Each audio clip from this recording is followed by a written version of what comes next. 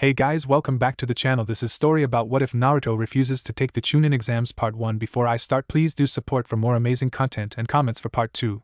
Do consider to subscribe my channel and share my video to your friends and check out the description as well. Let's start the video. Naruto screwed up his face as he stared at the questions in front of him. He might as well have been reading text from a different language. These questions were nothing like the ones he had had to answer in the academy, and even a majority of those he had gotten incorrect. As the rules had been explained earlier, getting a 0 on this test would result in his entire team failing. If he cheated and got caught, that would be a deduction of 2 points. That, alongside the fact that he didn't even know where to begin with the questions in front of him, had him feeling rather nervous. All around him he could hear the gentle scratching of pencils on paper, their constant rhythm infuriating him because of his inability to answer even a single question. Hinata had offered Naruto the opportunity to look off of her paper, but Naruto had nearly had his head skewered as a result when a kunai had shot past and stabbed the test that another one of the genin behind him had been writing on something that quickly dissuaded him. He had managed to give Hinata a bullshit excuse saying that he was too awesome to need to cheat, but he soon found himself regretting it as he realized just how difficult the questions were. When she'd offered again, he'd managed to put on a bit of bravado for the girl by saying that he didn't want Hinata to get in trouble for allowing him to cheat off her. If anything came out of this test, it was that he now knew he was too stubborn for his own good. Number 32, fail, shouted one of the examiners, making Naruto's eyes go wide. 32, that had been the number he'd been given.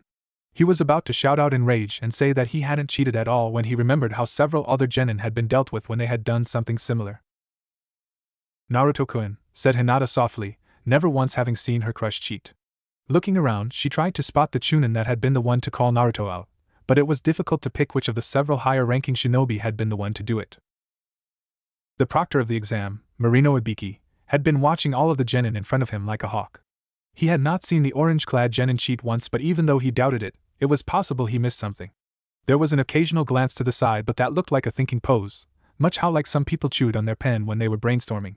However, the rules were his rules and he would not show weakness by overriding one of his subordinates' decision.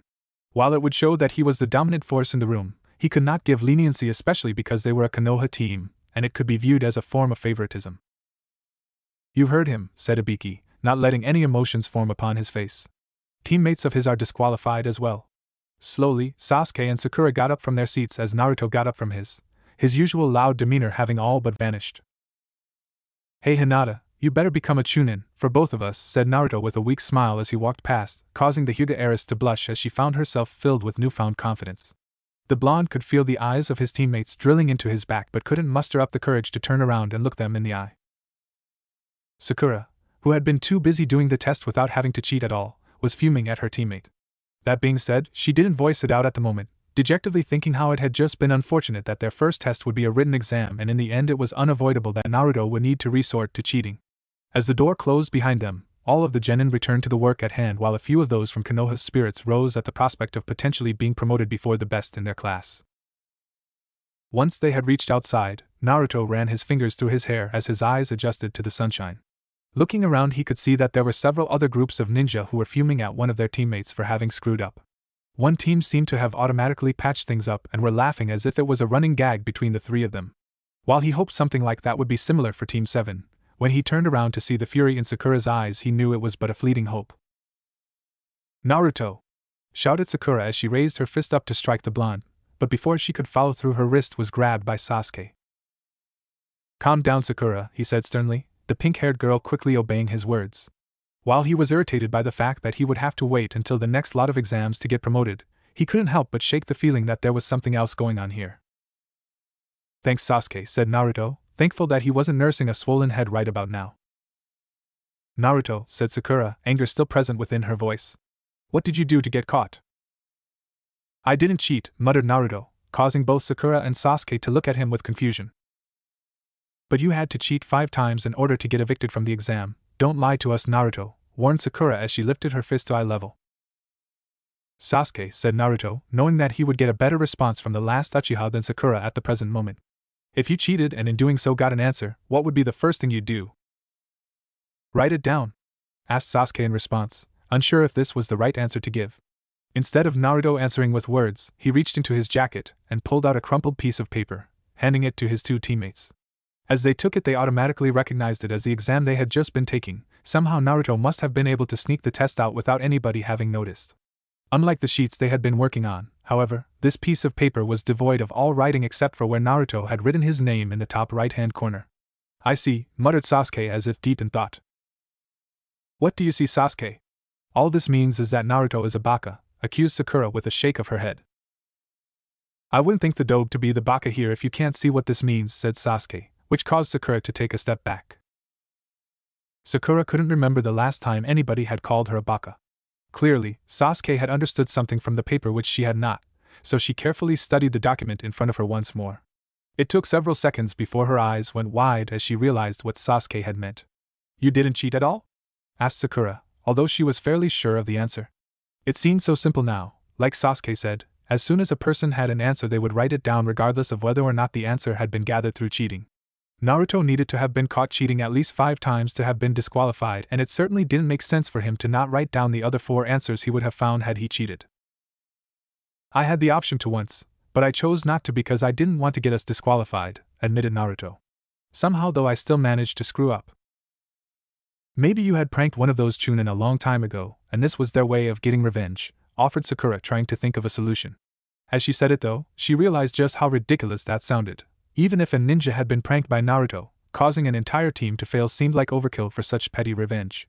Plus, for as long as she'd been on the team with the blonde, she couldn't once recall him having done anything to truly anger anybody of higher rank, so she doubted a Chunin would have waited so long to get back at Naruto. Maybe, said Naruto as he looked up towards the clouds before muttering a string of incoherent words. Sasuke said nothing, but he had reacted to the tone in Naruto's voice. The Uchiha could tell that it had nothing to do with the prank that Naruto had pulled, but it did have something to do with the Uzumaki, the blonde's tone having given it away. He didn't want to pester Naruto on the subject. However, he had never seen his teammate in such a quiet mood before, and while it was a welcome reprieve for his ears, it also was quite unnerving. So what now? Asked Sakura, praying in the back of her mind that Ino didn't get promoted before her. Find Kakashi-sensei, tell him we failed, and then train to be able to kick ass in the next exams, said Naruto, his usual fire seeming to reignite. Sounds like a plan, said Sasuke with a smirk, somewhat relieved that Naruto was back to normal. Do you even know where Kakashi is? Asked Sakura. Nah, but last one to find him has to buy the rest of the team lunch, said Naruto with a cheeky grin before dashing off, intent on making the others buy his food for today. Naruto, you cheater! Shouted an outraged Sakura, although she couldn't help but feel the irony of calling Naruto a cheater now of all times. Before she could leap off to give chase, Sasuke's hand landed on her shoulder, holding her firmly in place. Sakura, we need to talk, said Sasuke, the girl merely nodding in response. Her heart started to flutter. Rarely had Sasuke wanted to talk to her, let alone in a private setting. It was almost like a dream come true. It's about Naruto. And just like that the dream shattered, but as she snapped back to reality she realized that this was probably an important discussion to talk about. What about him? Asked Sakura. He knows why that Chunin failed him and to an extent failed us. I could tell by his voice, explained Sasuke. Something doesn't seem right and I want to get to the bottom of this. Couldn't we just ask Naruto? Questioned Sakura curiously. If he wanted to tell us he would have, said Sasuke, shaking his head. I have a hunch that this is also connected to why Naruto gets off looks whenever we walk through town as a team. Sakura nodded her head as she recalled the last instance such a thing had occurred when they had been walking down the street, and a mother had guided her son into a nearby shop, away from them as if in fear. Yet when she had tossed a final glance over her shoulder, it hadn't been the fear in her eyes she was expecting, but hatred. She had been unable to come up with an answer for what said hatred was directed towards, however. So what do we start with first? Asked Sakura. When we find Kakashi, we'll tell him to have a quick session with Naruto this afternoon to give him some advice on how to be stealthy while obtaining information, said Sasuke. While they're off doing their thing we'll go to Naruto's place and have a look around. Maybe we can at least get a clue as to where we should start. Alright then, let's go find Kakashi, said Sakura as her teammate nodded before they both shot off to try and find the Jounin. While she would be spending the day researching the blonde member of their team, she couldn't help but be happy that she would be spending the next few hours with Sasuke alone, something she had always dreamed of. Somehow though now she preferred the dreams to reality. Naruto cowered slightly under the emotionless gaze Kakashi was sending his way. Knowing that the masked man no doubt knew that he had been caught cheating, Naruto crossed his hands above his head in defense, pushing away his bowl of ramen for once. It also didn't help Naruto's appetite to know that his entire team was eating out of his wallet, the blonde having been the last one to come across their sensei. I'm sorry Kakashi-sensei, I got us kicked. You. Nonsense, said Kakashi as he held a gloved hand in the air to silence the blonde. It's my fault, I hadn't prepared the three of you adequately for the exams. Especially you, your stealth and reconnaissance skills have never been all that strong. Naruto opened his mouth to protest the unfairness of such an implication before promptly shutting it. There was a degree of truth to Kakashi's words. Naruto couldn't say that the team-building exercises and chakra control exercises they had done had helped very much during the exam. It hadn't been anything he had expected it to be. It was more his fault, however, that he had expected the Chunin exams to involve more fighting-based tests than written ones. Sakura prodded her fingers in a nervous fashion, while Sasuke avoided the blonde's eyes, both knowing that if they didn't get their teammates stuck with Kakashi they wouldn't be able to try and find any information. Kakashi, however, had an inkling of what was going on in the two's minds, but he had been presented with a good opportunity to increase Naruto's general stealth and perception skills. Now was a better time than ever, given that he was almost positive that if Naruto relived the day they fought Haku in Zabuza, he would still blindly charge into the ice prison that Haku had conjured around Sasuke. Okay, said Naruto, nodding his head in acceptance. So how are we going to do that? Meet me at our usual training ground tomorrow, 9 in the morning, said Kakashi before turning to Sakura and Sasuke. The two of you can take tomorrow off, maybe think about how you yourselves could have gone about the entire situation in the exam better. Actually, Sensei, Sakura bit her lips slightly. Sasuke and I were just about to leave, you guys could probably get an early start now. Kakashi raised an eyebrow inquisitively at the girl's words. Due to his height he could see that Sasuke hadn't yet finished his ramen, but the raven-haired boy still stood up nonetheless. Yeah, I need to practice by myself. After all this time around the dobe I'm already feeling stupider, he said coldly without missing a beat so as to not give anything about what they were actually going to do away. Promptly leaving the ramen stand as Sakura followed, Sasuke headed towards the Uchiha clan grounds where no one would be able to overhear them. Kakashi sighed as he pulled out an Ika book from his pocket before lowly muttering a few words to Naruto. Finish your ramen so we can get started, the sun's going to be setting in about an hour or two.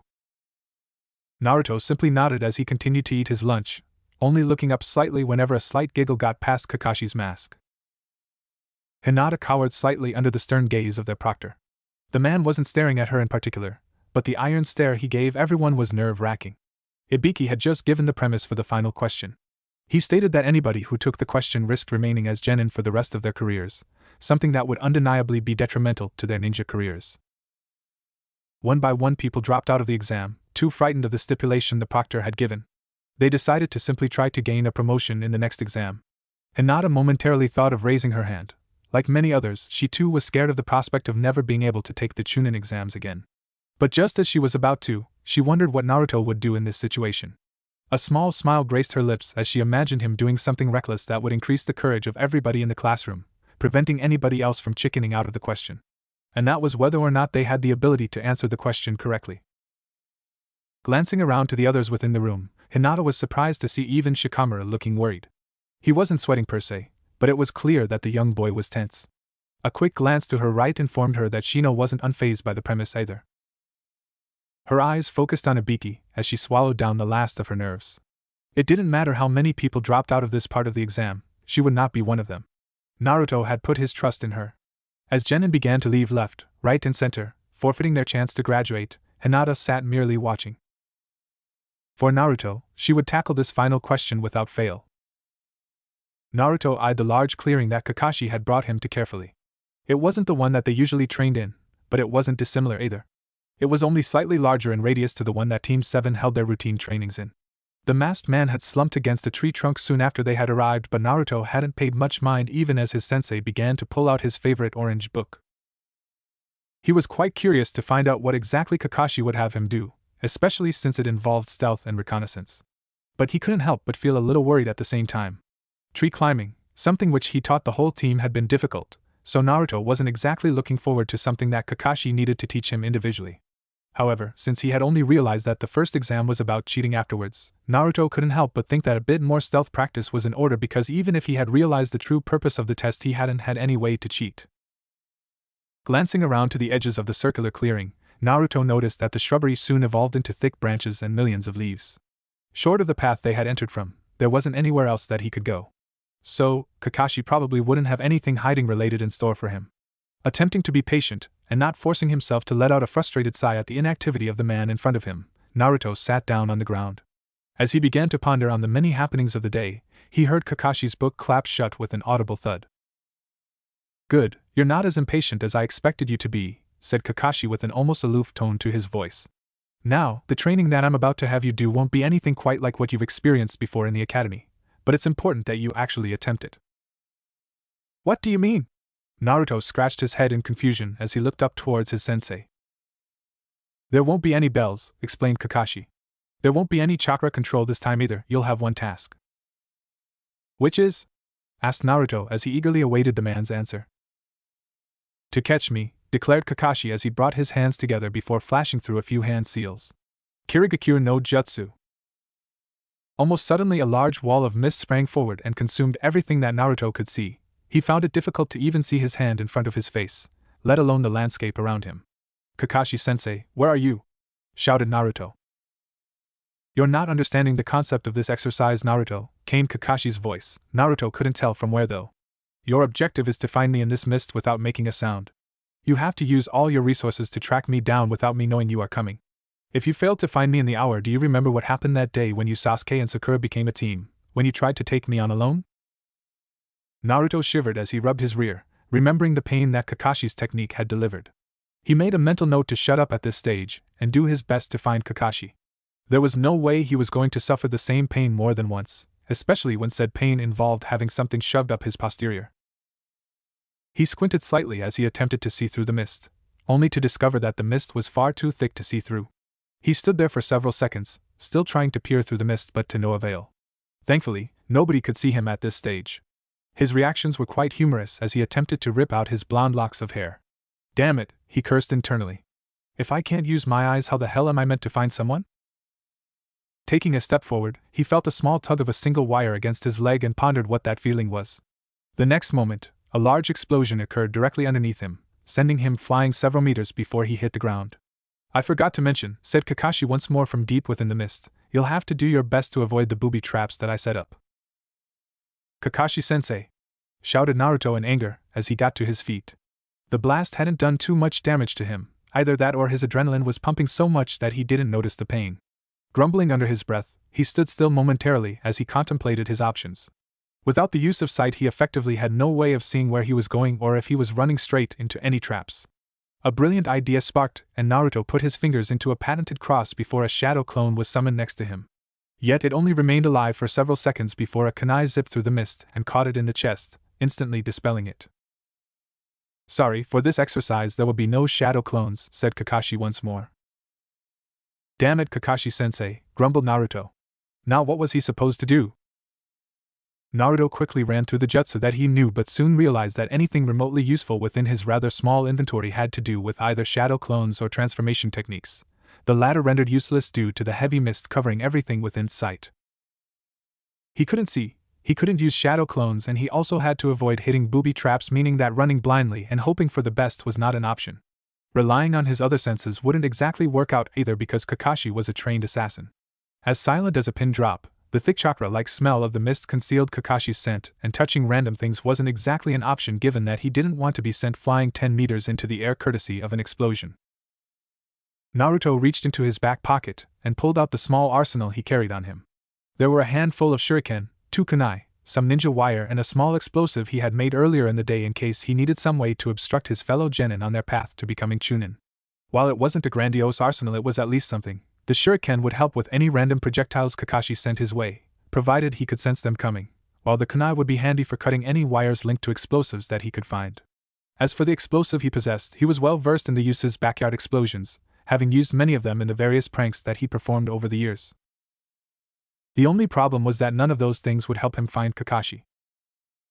Rubbing his eyes, Naruto could already envision the pain that would befall his rear in 60 minutes' time, and he was not looking forward to it. So where should we go next? Asked Sakura as she nervously looked to Sasuke for an answer. They had visited Naruto's apartment, but there was nothing but dirty dishes and packets of instant ramen to be found. In here, said Sasuke, pointing towards the building they were standing opposite of.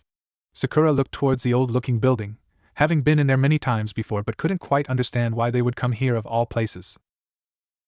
What are we going to find in the library? Asked Sakura as the two of them walked towards the front door. This place also keeps copies of records that occur through Konoha, in case the original copies get misplaced or destroyed, said Sasuke as he pushed open the door. Just follow my lead.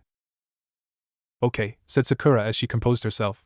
She wasn't quite sure what Sasuke had planned, but she would do her best not to freak out. How can I help you? Asked the librarian as she saw the two of them make their way towards the counter. I'll just let you know we are shutting up in 20 minutes. Thank you, but we're actually looking for something more specific, said Sasuke. The Hokages asked us if we could go over some of the old records concerning the location of graffiti, vandalism and things like that so we can construct a report on where security should be increased. This seems like something that should be done by somebody a little older than a couple of young teenagers, said the librarian suspiciously. The thing is though, the two of us were the top of our class grades-wise and the Hokage gave this task to us to see how our information gathering skills are, as well as our analytic knowledge in a given situation, explained Sasuke. This is probably just a test of some kind, said Sakura, decided to chime in. If we can manage to write up a decent report, you might find other genin coming in and doing similar research. If you think about it, if we didn't have these skills out on a mission, incorrect knowledge and analysis could prove to be fatal, said Sasuke, putting emphasis on the final word. All right, I understand, said the librarian, accepting what the two genin were saying, though they seemed to have an awful lot of reasons for why the Hokage had assigned them a research task. Since these are to be kept on premises at all times, I cannot allow you to rent out the documents for the night, but you two seem trustworthy enough, so I'll be willing to let you stay in here an extra couple of hours. You're too kind, said Sakura appreciatively with a light bow. So whereabout can we find this information? Asked Sasuke. All those sorts of files can be found on the second floor in the eastern wing, explained the librarian as she pointed towards the designated area. If you wouldn't mind, I'd like to see the report once it is completed. Seeing young people study in the library is one of those things that bring me joy. Seeing the fruits of your hard work would be most appreciated. Sasuke groaned slightly, wondering what it was with this woman, but thankfully his small movements went unnoticed. Well, this research isn't going to be researched, he said as his mind failed him momentarily since the librarian had gathered a nearby book and had hugged it passionately for some strange reason. I'll be sure to make a copy of our report for you, said Sakura, covering for her teammate's blunder. Come on, Sasuke, let's get started while we still have some daylight, she finished as she grabbed his hand and led him away. It took her several seconds for her to realize that she was holding Sasuke's hand and nervously let go as a crimson blush adorned her face. Thankfully, since she was in front of her crush, he didn't see the red blush upon her cheeks. Why'd you stop? Asked Sasuke, wondering why his teammate had frozen in place so suddenly. Thought I was going to sneeze, said Sakura, lying through her teeth as she started walking again, not wanting to make eye contact with the last Uchiha. It didn't take the two of them long to traverse the stairs and find the correct shelf. Finding the right lot of documents, however, was not so easy. Where is it? Grumbled Sasuke as he put back the files he had pulled out, this one being the details on the number of visitors who came through the gates of Konoha every week. While all this information would be useful, he had always feared being stuck on guard duty with one of his fangirls. It was not what they were after. I think I've got it, said Sakura as she blew dust of a bundle of papers within her hands. Accounts of vandalism on the bow. No, wait, that's not it. Sasuke sighed heavily. Maybe we should just go back and ask that old lady to find it for us. I doubt she'll do it, answered Sakura dully. She'll probably say something about young children having to learn how to conduct research themselves if she doesn't stick with us for the next 2 hours. Doesn't sound too helpful, Sasuke groaned. For the love of God, why are there so many damn documents? Naruto threw himself to the ground as an explosion behind him shook everything in its immediate vicinity. He hadn't had much luck at all with catching Kakashi-sensei. The closest he had gotten so far was the man's footsteps, never mind a visual of his entire body. He supposed that wouldn't do much good either because of the mist, which literally caked everything around him. Only 15 minutes left, Naruto, whispered Kakashi's voice eerily, making the hair on Naruto's neck stand on end. Damn it, grumbled Naruto as he felt like tearing out his hair. It was all because of Kakashi's rules that he couldn't do anything that would really be to his advantage. It was then that a little spark seemed to ignite and an ingenious idea, or at least the best one he could think of, seemed to appear. Putting his hands into his patented seal, a single shadow clone was created directly in front of him. Barely a second had passed for the clone to be in existence before a kunai pierced through the mist and caught the clone. Naruto, however, wasn't fazed by that but watched as the clone was pushed to the left ever so slightly before it puffed out of existence. The entire process had only lasted about 2 seconds, but that was all the time Naruto needed as he whipped out his shuriken and tossed them towards his right. From his position, Kakashi dropped to the ground as his instincts kicked in. A couple of shuriken were lodged into the tree he had been standing by while others had pressed further into the mist. Underneath his mask a small smirk crossed his face. Naruto's plan had actually been impressive, using the rules to his advantage. The blonde had known that shadow clones were not permitted in this test but summoned one anyway with the knowledge that it would be destroyed. He also had the knowledge to realize that there was a slight delay between the damage taken and the clone being removed from existence so that when the kunai struck, it would knock the clone in the direction that the weapon had been thrown from before vanishing. "I know where you are, Kakashi-sensei!" shouted Naruto as he charged towards the direction the Jounin was in. He barely made a dozen steps before he snagged a small wire, tearing it in two and setting the trap in motion. Kakashi sighed as he looked away. It seemed as if the small victory had quickly gone to Naruto's head and the blonde had completely forgotten that the land was booby-trapped. He made a mental note that he'd have to fix that as well somewhere down the track. Knowing when not to fight was as important as knowing when to fight. He almost cringed as he heard several small explosions go off in the area that Naruto had been charging towards before he tooted slightly. This was something that definitely needed to be fixed sometime within the near future. Hinata washed her face as she looked at herself in the mirror, a smile upon her face, glad that they had been able to return home for the night.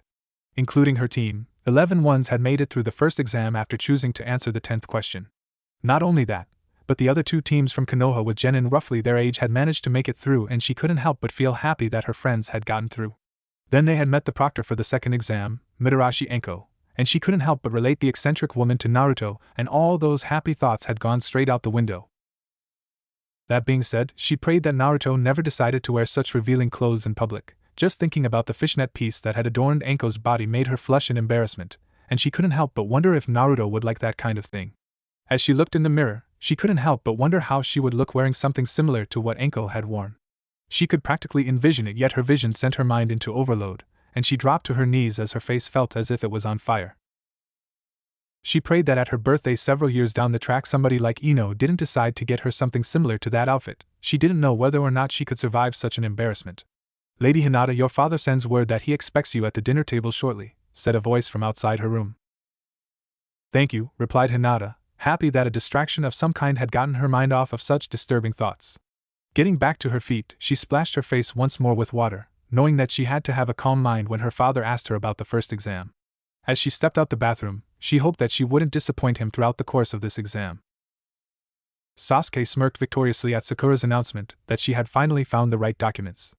They hadn't been looking in the wrong section or anything like that. There had simply been too many scrolls within the large library for them to find anything relevant to their interests. Unfortunately, the results had been somewhat inconclusive.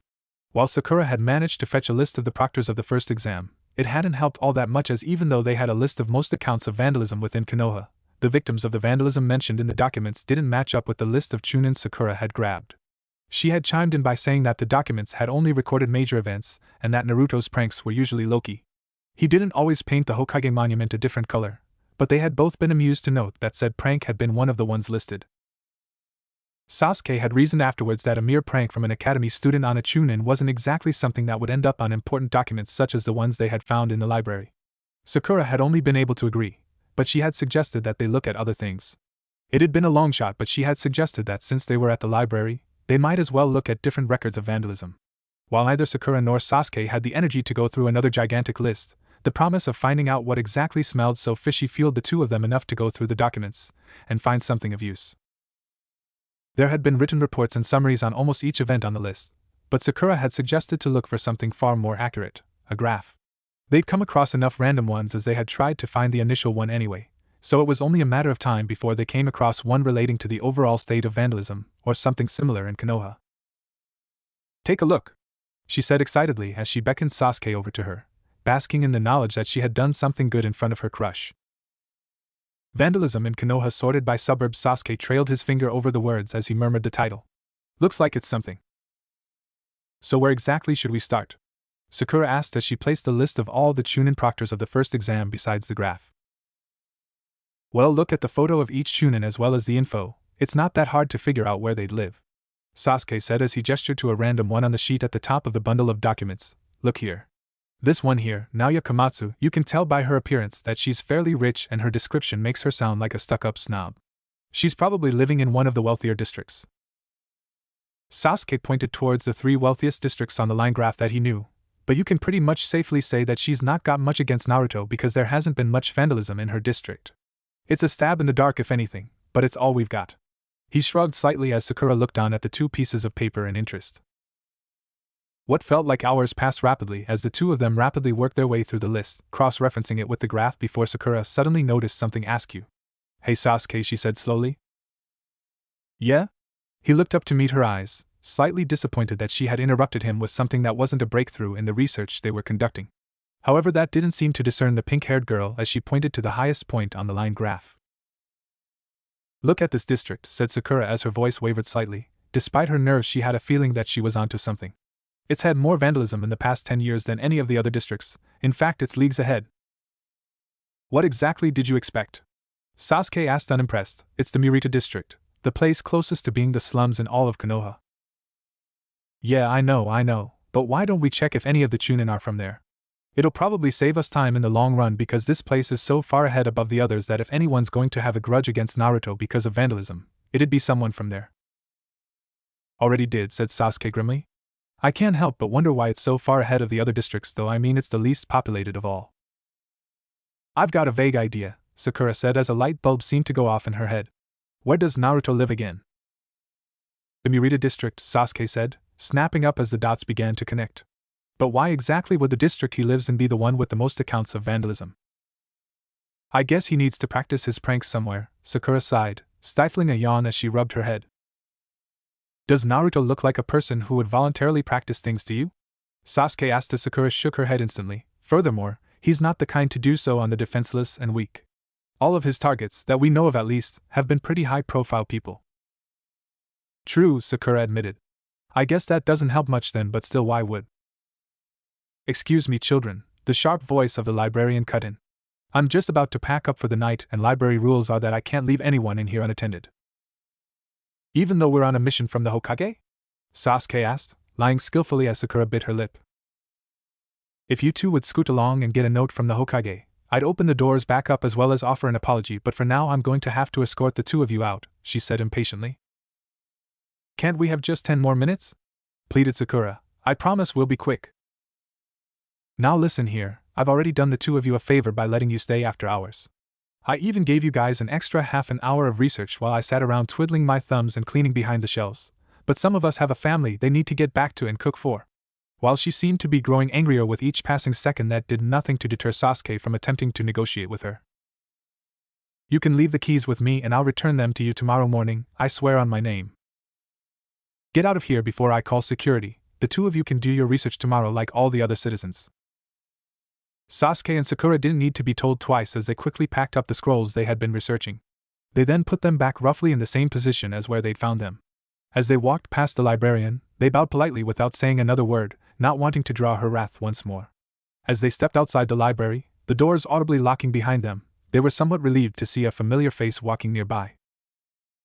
"Hey guys," said Naruto as he waved to his teammates.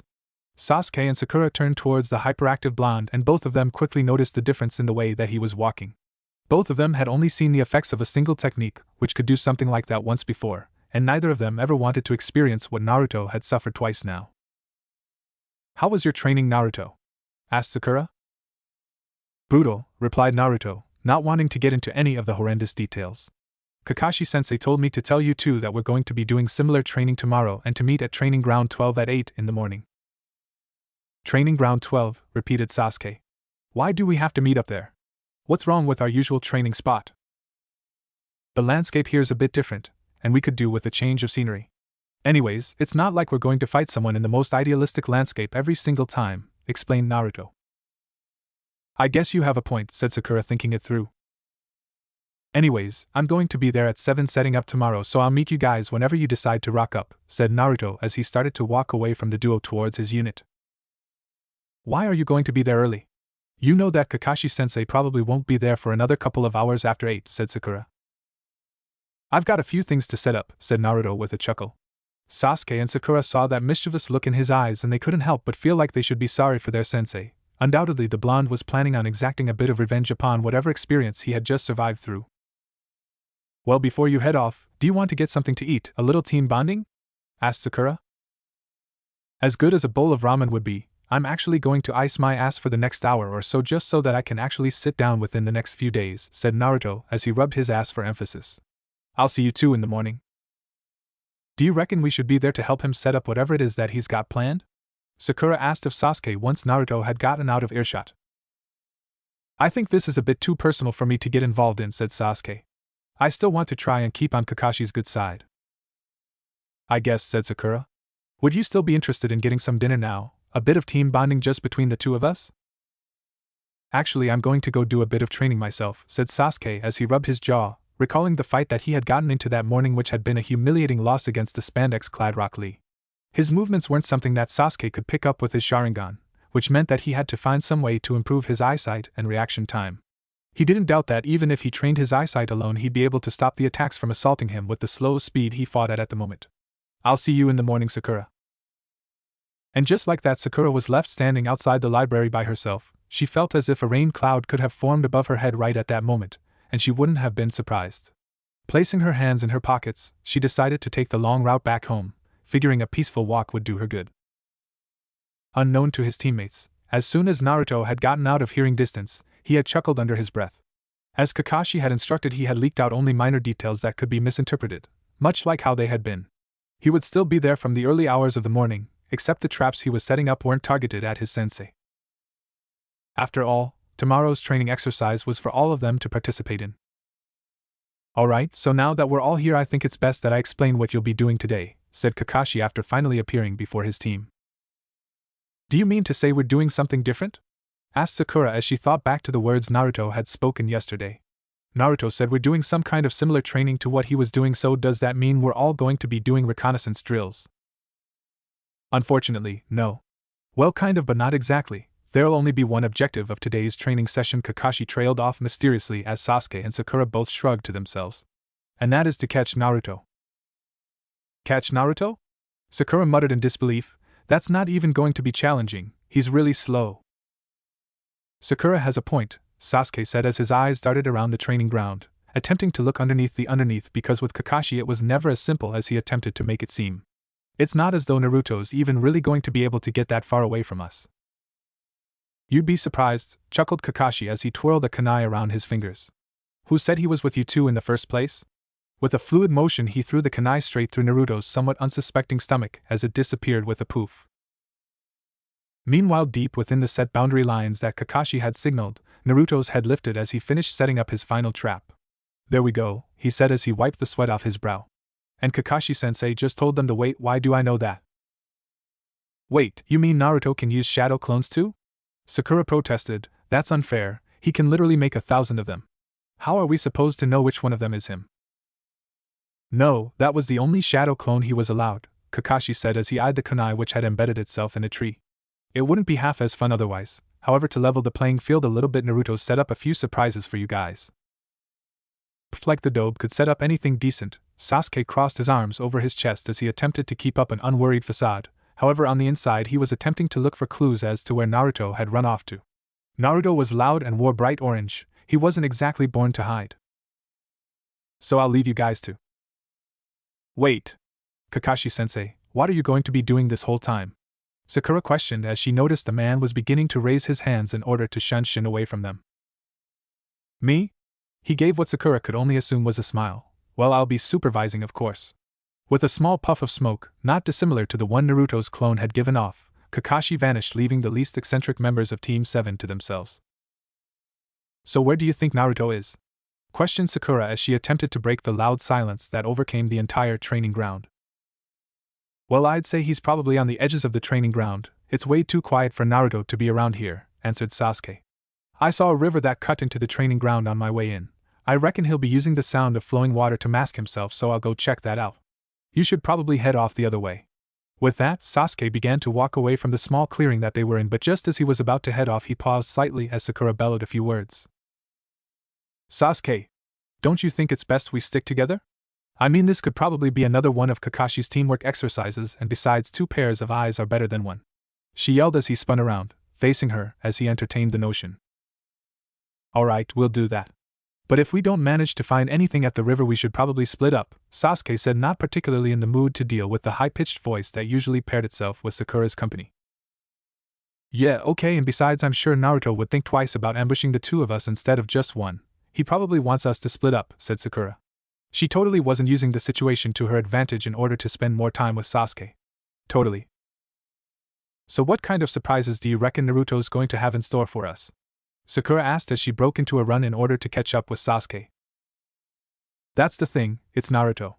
He's an idiot, but he's an unpredictable one. We could be dealing with anything from some insane variant of that sexy jutsu of his to him trying to pour a bucket of paint on us, Sasuke said, as he increased the pace. Plus I'm sure he'll be eager to try out some of the tricks Kakashi-sensei showed him yesterday. What do you think Kakashi-sensei would have shown him? Asked Sakura. Naruto's not exactly the quickest at getting jutsu down. Actually, I heard he got that shadow clone technique of his down in a couple of hours, but I reckon Kakashi would have shown him how to sneak up on people and all that. Probably something along the lines of keeping the words on the inside his head instead of yelling all over the place like a mess. We really didn't have a chance in the Chunin exams, did we? Said Sakura rhetorically, an absent-minded tone to her voice. Not really. She was surprised to see Sasuke agree with her. As much as I hate to admit it, the three of us weren't really prepared at all for the exams. As this was going on, the rest of their graduate group that had made it to Genin were currently scattered throughout Training Ground 44, commonly referred to as the Forest of Death. Team 8 had been given the Heaven Scroll at the beginning of the test but had already acquired the Earth Scroll, having used the leeches of Konoha's natural predatory instinct to their advantage. The trap had been quite simple to set up really. Hinata had used her Byakugan to locate where the nearest team was most likely to come from while Shino used his bugs to locate the perfect ambush spot. Kiba had been the one to set up the trap since he was the fastest, then all they had to do was set up a trail of leads for them to be found easily enough. For those who had been caught up in the trap, they were lucky that Team 8 had executed the leeches before their life was ended. Now, however, as they scrambled to somewhere safe, they found themselves staring at a single pair of feet before them. They looked up towards the headband, quickly noticing that it was a single ninja from a rival nation. Turning their eyes away, they hoped that this ninja would be merciful and spare their lives. It was not to be, as 3 kunai were quickly produced and lodged themselves into the back of the necks of each of the team members. Little did they know that apart from a single genin from Suna, this was possibly the last person who would ever give out even a tiny amount of mercy towards an opponent. Though he was wearing a disguise, Orochimaru had no qualms with killing the pitiful excuses for ninja that lay before him. The Sannin needed to vent out his anger and frustration somehow. When he had learned that Sasuke had failed to make it past the first part of the exam, he had quickly become irritated, knowing that his chance to gain the Sharingan this time round had effectively eluded him. Yet that was when he had located a new target, another bloodline that could potentially come useful in the years to come. While there were 2 genin who he could potentially use, he was well aware of the seal placed on one of the genin which would destroy the bloodline before he got the chance to properly experiment on it. Hence there was only one target he was interested in. In fact, he was looking to see just what the Hyuga heiress could do. Leaping off into the trees, he already had a general idea of where she and her team were, but he would bide his time. After all, he enjoyed playing with his prey. Sasuke sighed as he looked around the large river, Sakura watching his back in the opposite direction. He couldn't seem to find any sign of his blonde-haired teammate. He never recalled Naruto having had hiding skills that weren't subpar, but for some reason it seemed almost impossible to find him. The walk up to the river had been relatively quiet, and even now, the only audible sound was that of water streaming down the river. Sakura had decided to stop talking after he decided to stop responding to her incessant attempts to make small talk. She looked just as confused as he was, which was slightly unnerving, as he didn't have the slightest idea of where to go after the river. The training ground was a large, dense area. Naruto could literally be anywhere from under the water they were standing by to hiding up in the trees that were what seemed like a kilometer away from their current location. In fact, it would make sense, given Naruto's training session with Kakashi, that he had realized that there was no incentive for him to go after the 2 of them. After all, they were the ones who were meant to find him. It wasn't as though Naruto would willingly come after them, at least if he'd learned something from Kakashi. So what do we do now? Questioned Sakura, finally breaking the long silence that overcome the pair. He's clearly not here. We better split up then, explained Sasuke, because we'll be able to cover way more ground. And like you said, we're more vulnerable when we're by ourselves, so it's likely that Naruto will attempt to ambush us. Noting the emphasis on the word attempt as she nodded in agreement, Sakura asked another question. So what do we do if we find him? We capture him, of course. Sasuke sighed before he realized who exactly he was talking to. Well, actually, if you see him, just shout out to me. I'm not sure if you could take Naruto with all his traps by yourself. Sakura could only agree. So where should I go? Why don't you head down back where we came from? Suggested Sasuke. Go a little further and see if we came the wrong way. I'll stick around here and take a closer look. Okay, if I don't manage to find any sign of him, I'll head back here, Sakura said, obviously eager to not be left alone, before walking off. Sasuke's eyes darted around the area once more before he closed them with a look of focus upon his face. It was clear that he was calm and rather collected, however when he opened his eyes again they looked anything but. His onyx-colored eyes had developed into a much darker red, while two tomio appeared beside his slightly enlarged pupils. Though he knew that the Sharingan wouldn't be that much use in a situation like the one he was in, this probably being one of the few times the Byakugan was superior, it did clear up his vision slightly. He could see with more clarity, more perception. He figured that it would be worth a shot as he still was somewhat sure that Naruto would be around the river. The other places were too quiet for someone like him after all, and it was good at picking up odd things like an odd shuffling of leaves. After having a stealth lesson with Kakashi though, Sasuke couldn't neglect the possibility that Naruto was hiding in a single spot and would have created a circular pattern of traps around him, protecting himself from getting discovered. It was a simple tactic to understand. The closer he got to where Naruto was located, the bigger and grander the traps were going to be. With Sakura having gone down her own path back the way they had came, Sasuke decided to venture straight forward. Sakura would meet him back at this location provided she found nothing, and if that were the case then she would return to the side of the river where the two of them would plan their next course of action. Yet meeting up with his teammate would have to wait as he felt his foot graze a hidden wire, activating the trap that had been set. Scanning his surroundings quickly, Sasuke watched as from all around him kunai were projected towards the singular spot where he was standing. "I was expecting more from you, Naruto," said Sasuke with a smirk as he jumped up, avoiding the kunai with ease. Yet, as he floated in the air he wasn't able to notice the second part of the trap until it was too late, a single ball falling from above which he only managed to see when it was directly in front of his eyes for a moment before it exploded. From where she was, Sakura heard the explosion go off and looked back in the direction where she had come from, worried for Sasuke's safety. Yet she shook her head as she reassured herself. Even if one of Naruto's traps had gone off, there was no way that Sasuke would have gotten caught in one this early. Unfortunately, she couldn't have been much more wrong as Sasuke landed on the ground, coughing and wheezing as the black mist surrounding him was inhaled. The mixture wasn't poisonous by any means, but it was more than irritating as Sasuke pondered just how much pepper Naruto had managed to cram into that small explosive. He tried to open his eyes, but his vision was blurry with tears as he continued to cough violently. Undoubtedly, he realized that he was going to have to be a lot more cautious from now on. Pressing forward, Sakura didn't really know what to expect out here in this training ground. The setup was unfamiliar with her, so she had no real idea where the best hiding spot for Naruto would be. Looking around, she quickly surveyed her surroundings, working out where the highest possibility of an attack would come from. To her left and right were thick groups of trees with numerous hiding places, but at the same time it would be difficult to launch an attack without being seen. Shooting her gaze skyward, Sakura viewed the canopy that seemed to blanket out a majority of the sun. This was something which quickly worried her. There could be countless amounts of potential vantage points from above where Naruto would silently wait until the time was right to unleash something that would directly land on top of her. Sakura shook her head frantically, reminding herself that this was Naruto that had set the traps, but as she thought about this single topic she realized, it was Naruto that set these traps and thus they were potentially very dangerous. Deciding to press forward once more, she stopped before she even began as she spotted a small squirrel in the clearing before her, gnawing away at a nut that it had found. To the teenage girl, Sakura couldn't help but think how adorable the situation was as she edged closer to get a better look, sadly stepping into a rope trap for her trouble. It took a moment for the pink-haired girl to realize what had happened as she hung upside down from a single ankle, her hair hanging below her as she swayed side to side. Internally she was yelling at herself for falling into such a simple trap, but before she cut herself free her eyes landed upon the squirrel, and even from her position she could see that it was giving her the peace sign before it ran behind a nearby tree and vanished from sight. Realizing she had been duped, she opted to remain hanging there for another minute or two as to calm herself somewhat so that she didn't blindly charge into another of Naruto's traps. But when she found him, however, there would be hell to pay. Hinata let out a heavy labored breath as she watched Kiba charge towards the pale-faced man once again. They had long since abandoned any tactics that they'd been taught by Kurenai-sensei. They had started off trying to do so but only watched with wide eyes as the man managed to evade everything they threw at them. Even Shino was sweating, grunting, as he threw fist after fist at the strange genin. The fact that the normally silent Aburame had resorted to desperate measures spoke volumes about how horrid the situation had become.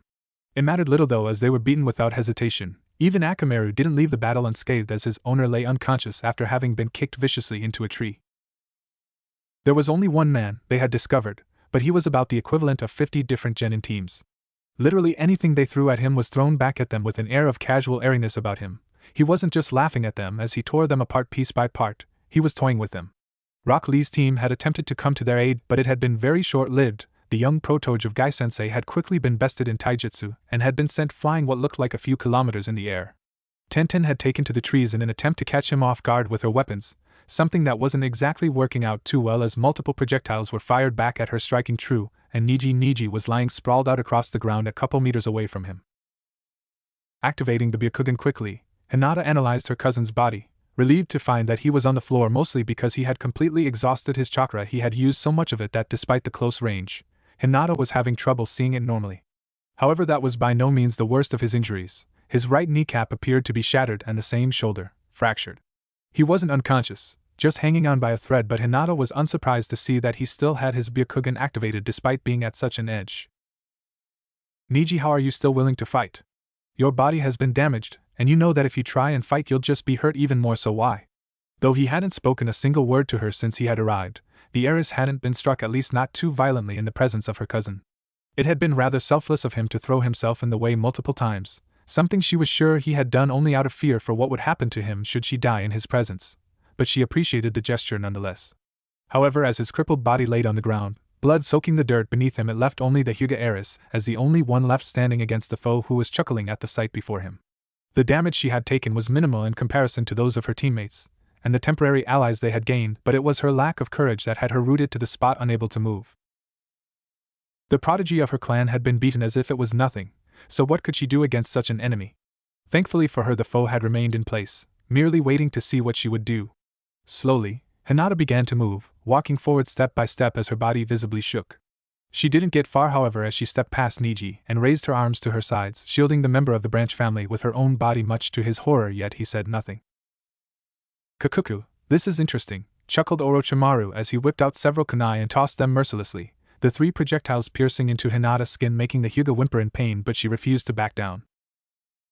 The name Orochimaru was definitely something that she recognized as a ninja of Konoha, but it was only now that she truly realized that the man standing before her was the most notorious traitor in Konoha. Against her own will, her body began to shake in fear as she felt blood trail across her cream skin. With every passing moment it got worse and worse, as though extreme amounts of pressure were being exuded by the Sannin, and she let out a little cry in pain as she felt her knees begin to buckle as another kunai lodged itself in her shoulder. Despite having 360 degrees of vision, Hinata couldn't even see the ground. The feeling was horrifying, as if the man's aura was ripping apart her soul as sharp kunai continued to pierce her skin with levels of precision she had never before laid eyes on before. It has been a while since I've crossed roads with the Hyuga, said Orochimaru, as his tongue slithered in his mouth. Kakuku, and it's just my luck that I've come across 2 of them today. Hinata's eyes widened in fear as the words left the man's mouth. All her allies, provisional or not, were lying on the ground, battered a few meters away from her and Niji. She didn't need the Byakugan to tell that she was the only one left with the ability to move, but that didn't stop her from praying to whatever deity that would listen, hoping that the man in front of her would be stopped. She wasn't sure what he wanted exactly, but she didn't have to be a genius to take a guess, and while there were several alternates, she could only imagine what Orochimaru could do with a set of unbranded Hyuga eyes. She knew her history. Orochimaru was the very definition of a mad scientist, so it wasn't as though he'd put aside the chance to get his hands on one of, if not, the most esteemed dojutsu in the entire ninja world. She was just glad that there was nothing which openly stated that she was the heiress of the clan. That would just be asking for trouble. Yet she was unaware of just the amount of knowledge that Orochimaru contained, along with the fact that he was very aware of just who it was that was standing before him. Running her fingers across her arms, Hinata trembled slightly as she let out another shiver. Niji's forehead was covered by his forehead protector, hers was not, and the unnerving curiosity with which the snake-like man eyed her with made her feel more than uncomfortable. As the man stopped firing kunai with cruel accuracy, he advanced towards her, licking his lips as he chuckled to himself in a disturbing manner. His gaze swung towards Niji almost suddenly, as though a particularly intriguing idea had crossed his mind, and he slowed his advance. Hinata wasted no time in grabbing a kunai with a trembling hand and flinging it at the snake Sannin. She didn't care for the accuracy of it or how much damage it would do. All she wanted was to get the man to back off, to go away and leave Niji and her friends alone. They hadn't asked to be assaulted by a legendary ninja during the Chunin exams. Orochimaru's face cackled into a mad grin when he saw Hinata's attempt at defending herself. It was interesting that the heiress of the most influential clan in Konoha was so weak, almost like a flower that could have its petals peeled right off. As curious he was to learn about how exactly Konoha had slipped, he wasn't there to play games. If Sasuke Uchiha wasn't present, another person would have to do. He had gone to far too much effort plotting out his plan to let a minor hitch like the Sharingan wielder's absence to throw him off guard. Of all the genin present, none were truly impressive, as he was sure Otogekyu's genin force would have no trouble tearing them to shreds, one shone slightly above the others. As disappointing as it was to not have Sasuke present, the thought of experimenting improvising, it was too much. He wouldn't be able to leave the poor defenseless genin alone in the forest without trying what he was thinking of. It was too intriguing.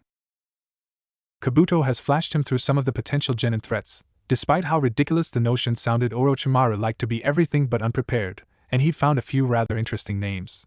It seemed as though Konoha's next generation of clan heirs were present in the one exam that he'd just decided to gatecrash, but as much fun as causing some political unrest would be, he wasn't looking at any of the heirs. The Inuzuka one was less than impressive, the Aburame as stoic as ever, and he didn't even want to bother with the Yamanakas or their two closest allies. The Hyuga one, on the other hand, was different. The roles of the two genin had been reversed. The heiress to the clan was weak, while the slavery seal-bearing branch member was strong. Not just strong for a genin, a prodigy, somewhat akin to what Orochimaru himself had been, except for the fact that even as an academy student Orochimaru would have been able to blow the young Hyuga out like a candle. Needless to say, it would be interesting to see what happened when the Hyuga clan's seal and his own one clashed. As he stalked closer to the boy's near-unconscious body, licking his lips in anticipation, his face snapped up just in time for him to block a nasty strike to his chest with his forearm. His eyes widened slightly as he realized that Hinata had taken a firm stance, and even though she was shaking nervously, there was an air of determined about her. Interesting, he flicked her down to the ground, only for her to spring back up once again. As tempted as he was to take her out as he had to the several other genin behind them, there was something appealing about the thought of toying with the girl so much that even the paralyzing genjutsu that Itachi had cast on him years ago would look like a joke. However, unlike her cousin who was still trying to get to his feet despite his limbs failing to obey him, Hinata bore no competing seal upon her body. Unlike Sasuke, who he knew would have searched for power to gain retribution upon Itachi, Hinata would search for power in order to protect those around her. Even against impossible odds, she was still willing to stand in danger's way and fight against an opponent who had decimated her friends and allies. Somewhere, deep within Orochimaru's dark core, he couldn't help but feel a tiny ping of respect towards the shinobi of his former nation, but it was heavily outweighed by all of the thoughts and possibilities that could come from such a chance. He also wasn't foolish enough to believe that there wouldn't be somebody coming after him shortly. Undoubtedly, some of the Konoha ninja would have found the dead bodies of his two teammates that had been mutilated before the start of the exam. As such, he expected ANBU reinforcements to start coming soon, and while he didn't doubt that he could handle some pitiful excuses of elite shinobi, he was more worried that his former sensei may make an appearance on the scene. Alongside, however, many Konoha shinobi that were brought along with him, getting caught up in a full-scale battle was at the moment not part of the plan. Perhaps that had been why he had held back so much, ensuring that all of the genin present would survive for now. He couldn't help but wonder what the future of Konoha had in store, and it wasn't like him to see how others would grow, yet there was one here who would be influenced by another source. Putting his hands into a complicated seal, his neck arose from his body, much to the horror of the young Hyuga, who couldn't react in time as his teeth sunk into her neck. Hinata screamed out in pain, music to Orochimaru's ears as her cousin cried out her name.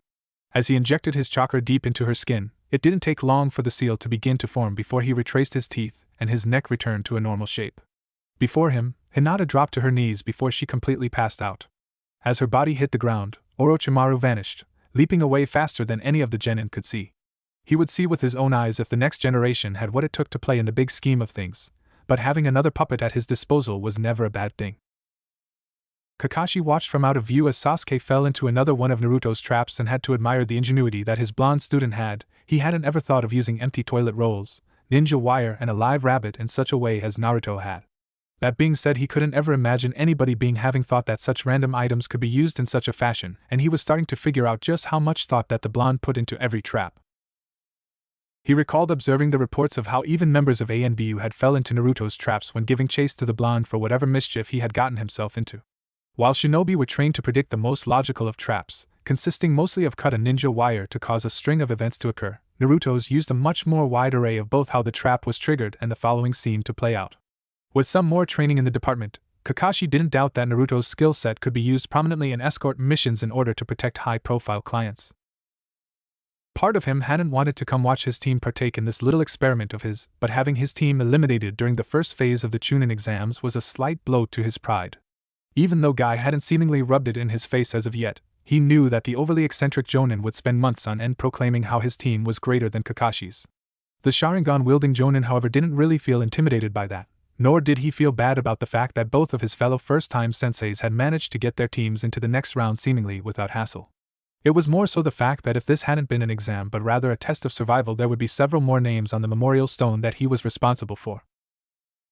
As he watched Sasuke untangle himself from the mess he was in, Kakashi figured that he would have his team skip out on doing another D-ranked mission today and focus completely on training for the next few days. He would continue doing obscure training methods in the morning. Perhaps tomorrow he would have Sakura doing the same thing as Naruto was today.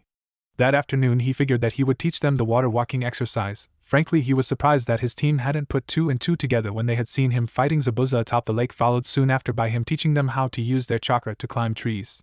Finally, he figured that he would work on their taijutsu. It wasn't very efficient of Naruto to be able to summon so many clones of himself, but only using a very backstreet brawler fighting style. Kakashi sighed as he rubbed his one visible eye, noting how the training he was going to be doing would be reminiscent on the amount of training that Guy's students did. Frankly though, if it would save their lives, he was willing to push them as far as they could go. Sasuke grumbled as he removed himself from the mess that had been made, silently swearing that Naruto would pay 100-fold for the damage that had been done. It wasn't as if the traps were physically painful, the humiliation, however, was unbearable. Sasuke didn't even know how the blonde had managed to get his hands on so many duck feathers, and due to the prior trap that he had fallen into, his clothing looked like it had rolled through an animal pen. A part of him felt like ditching his outfit and continuing on the day without any garments excluding his underwear, yet he wouldn't be surprised if that was what Naruto wanted him to do. A shudder ran down his spine as he imagined being trapped to a tree without his clothes on while fangirls fought one another in order to get closer to his near-naked body. A rustling in the nearby bushes alerted him of danger, and he lifted his arms up in a defensive position, knowing that if this was another one of Naruto's traps, there was no point getting into a fighting position but rather to prepare himself for the horrors ahead. Thankfully, it wasn't such a disastrous event that played out, but as Sakura fell into the opening, Sasuke could see that he hadn't been the only one to have suffered throughout this training. The pink-haired girl was in a state of confusion for the most part as she looked up at Sasuke, thinking whether or not this was another one of the blonde-haired boy's pranks, but thankfully when he leant down to give her a hand back to her feet, she knew that this was legitimate. "You look like crap," she commented as she pinched her nose, quickly noticing that there was also a disturbing aroma surrounding the Uchiha.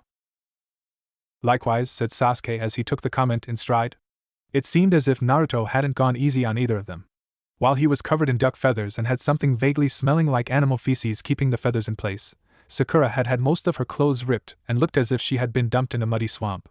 He figured that some of the scratches she had on her were from not avoiding the first phase of Naruto's traps, but one thing he quickly took notice of was her hair.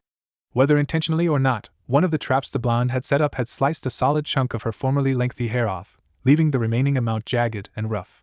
Even though he knew that the girl was likely going to deal more damage to Naruto than himself due to this latest revelation, he couldn't help but notice that he didn't mind the way Sakura looked in this situation. With mud and dirt covering some of her features along with the unkempt hair, it actually looked as if Sakura was somebody who took their training seriously. He had to remind himself, however, that this was Sakura he was thinking about, and quickly he pushed those thoughts back into the depths of his mind. "So what now?" asked Sakura, highly tempted to return to the river where they started and wash herself clean. "Even if we both traveled through the traps together, it would still be risky." "No kidding," said Sasuke as he cupped his chin in the palm of his hand. "We need a way to force him out of hiding, make him lower his guard and come out of hiding." Several seconds passed before Sakura snapped her fingers. "I've got an idea." Naruto grinned to himself as he finished setting up the final trap he had in store for whichever of the two poor souls wandered his way. The rotten eggs and expired milk in his refrigerator would finally go to use for something that wouldn't result in an upset stomach for him, while the various broken pieces of crockery and cutlery he had lying around the house would work as impromptu projectiles. They weren't meant to hurt anyone, rather force them to the side where they would get bombarded by leaves and branches after being coated in sticky mud that didn't seem to be able to dry. However, the snapping of a twig behind him immediately caught his attention. From his last sightings, Sakura was towards the west of the training field center while Sasuke was towards the north. He was strategically positioned about 200 meters into the southeast corner, as that was probably where they'd be least likely to look, so it was a surprise to the young ninja to find another presence within the immediate vicinity. Rotating his head with a violent jerk as he stopped whatever he was plotting, he raised his arms in a defensive motion so as to protect himself from any attacks coming his way. But nothing was coming his way. Rather, the figure was running away from him in sporadic movements. What really took him by shock was the figure in question. The skin hinted at it, but the familiar jacket gave it away. It was Hinata. "What's Hinata doing here?" Naruto thought in confusion, but the answer became quite clear as a masked bandit burst into the clearing, advancing on the Hyuga heiress. To Naruto the situation was clear, and he quickly leapt from his position in front of Hinata protectively, praying that he was good enough to defend his classmate. He waited for the blow to come his way, but to his surprise it never did. Opening his eyes and blinking slightly in response, he was surprised to see the bandit had halted completely, and was standing a stiff pose. As a questioning look overcame his features, his knees suddenly buckled courtesy of a kick from his behind, causing him to fall over onto the ground. While on the grassy floor, Naruto could do nothing to avoid the wild haymaker which made solid contact with his head, almost knocking him out. "Gotcha," Sakura's voice rang out from behind him, smoke making its way towards Naruto's eyes signifying that a henge had just been dispersed. With a more shocked than understanding look on his face, Naruto looked towards the masked bandit that had been giving chase to Hinata, almost unsurprised to see Sasuke standing in his place. The henge had done nothing to displace the duck feathers that had been stuck in the Uchiha's raven locks, a fact that Naruto was reminded of as the would-be avenger sent a murderous stare his way. Chuckling uneasily, Naruto stood up and turned around slightly to find that Sakura's clothes had seen better days, much better days. The dirt that didn't look as though it would wash out anytime soon would be the least of her worries, as there were a multitude of rips and tears on her shirt. It was a miracle in itself that the thing hadn't fallen off yet. Fancy that. Naruto rubbed the back of his neck with a grin atop his face, hoping that his teammates wouldn't attempt to seek any form of revenge. That was a pretty good idea. I didn't see it coming. I know, Sakura puffed out her chest slightly. I came up with it after all. The two shared a small chuckle, and even Sasuke had a slight smile visible on his face before the violent swirling of a few leaves interrupted them. Interesting, for a moment there I didn't think the two of you would manage to catch Naruto, said Kakashi as he lazily pushed up a strand of silver hair. It's surprising that he managed to evade us for as long as he did, admitted Sasuke. It took us forever to even get the slightest hint of where he was hiding out. I wasn't hiding, interjected Naruto before continuing as the two genin present gave him confused stares. I was just setting up and fine-tuning a whole bunch of traps.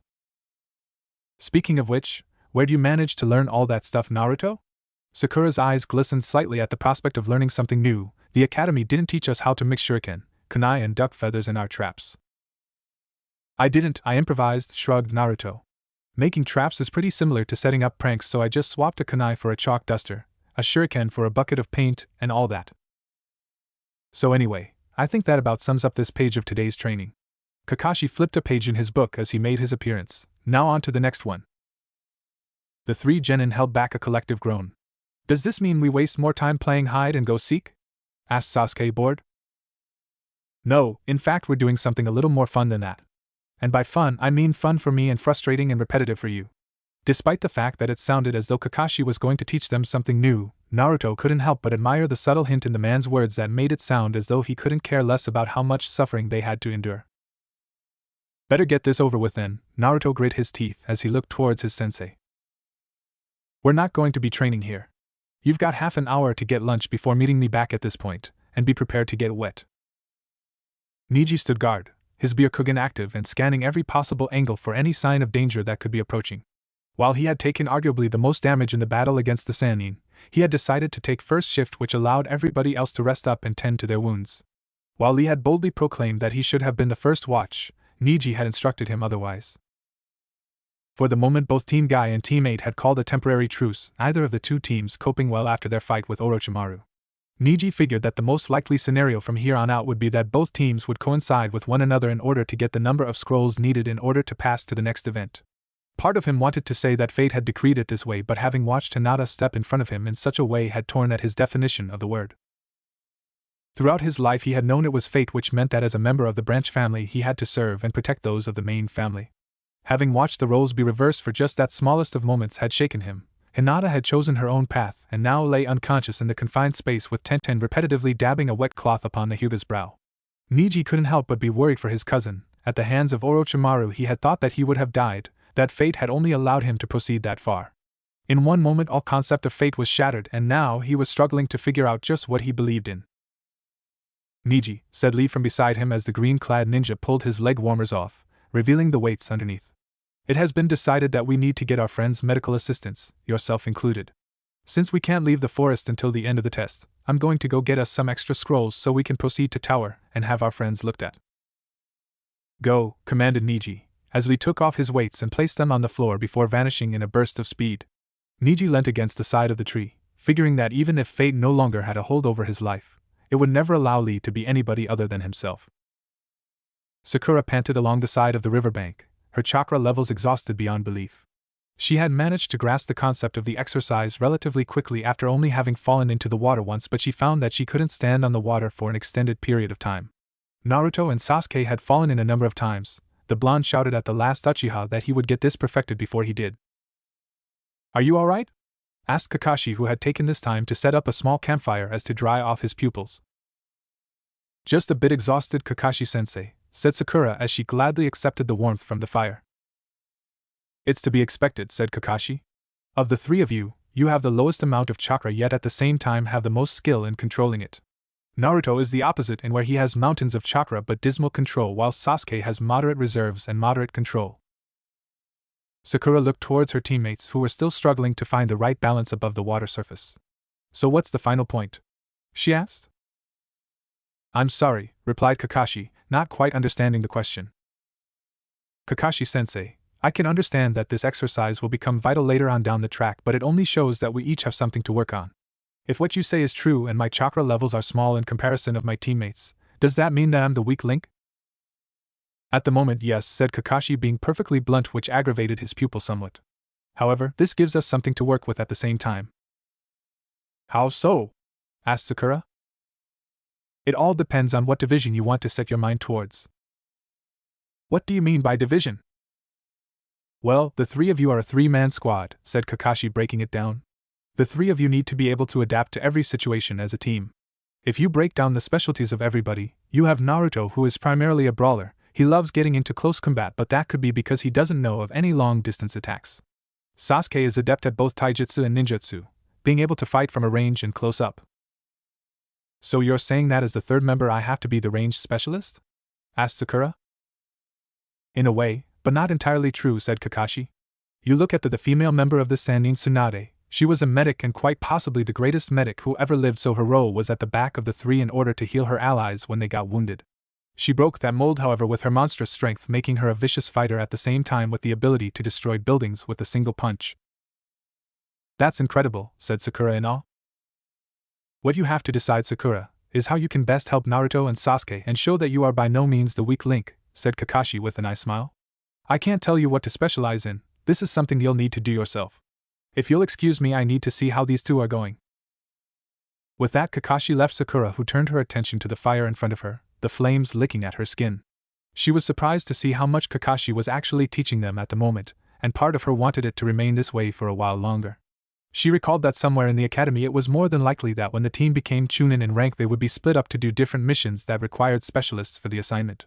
At the moment, however, she didn't want Team 7 to split up. Sakura knew she needed to contribute to the team in a way that only she could. Like Kakashi had said, at the moment she was the one least likely to charge forward, but she needed to be able to find some way to be able to contribute from behind. Either genjutsu or medical jutsu would be the prominent ways to go, yet at the moment she was aware her chakra levels were not high enough to maintain a number of genjutsu, nor did she know whether or not Kakashi had the control able to teach her medical jutsu. While she could use the next few months to improve on both her stamina and chakra levels, she needed to find a way in which to properly help out in the next mission. Looking back on the C-rank mission that they had taken, Sakura recalled how both Naruto and Sasuke had been able to contribute, but she had been able to do nothing, simply ensuring that she would be the last line of defense if both of them had fallen. Yet if they had fallen, then what chance did she have? Getting to her feet, Sakura looked towards the river where she could see both Sasuke and Naruto standing atop the water, and even though they were both slightly shaky, they seemed to have gotten the concept down quite quickly. Clenching her fist, she silently swore that she would do what she could and do it to the best of her abilities as a kunoichi of Konoha. Naruto swore violently as he fell into the water for the umpteenth time. Though his clothes were beyond drenched, he wasn't even beginning to think of giving up the challenging exercise for the night. Not as long as Sasuke stood on the water almost flawlessly, even as Kakashi created small ripples every few minutes that shook the two of them. The blonde couldn't stand the thought of being bested by the Uchiha once more.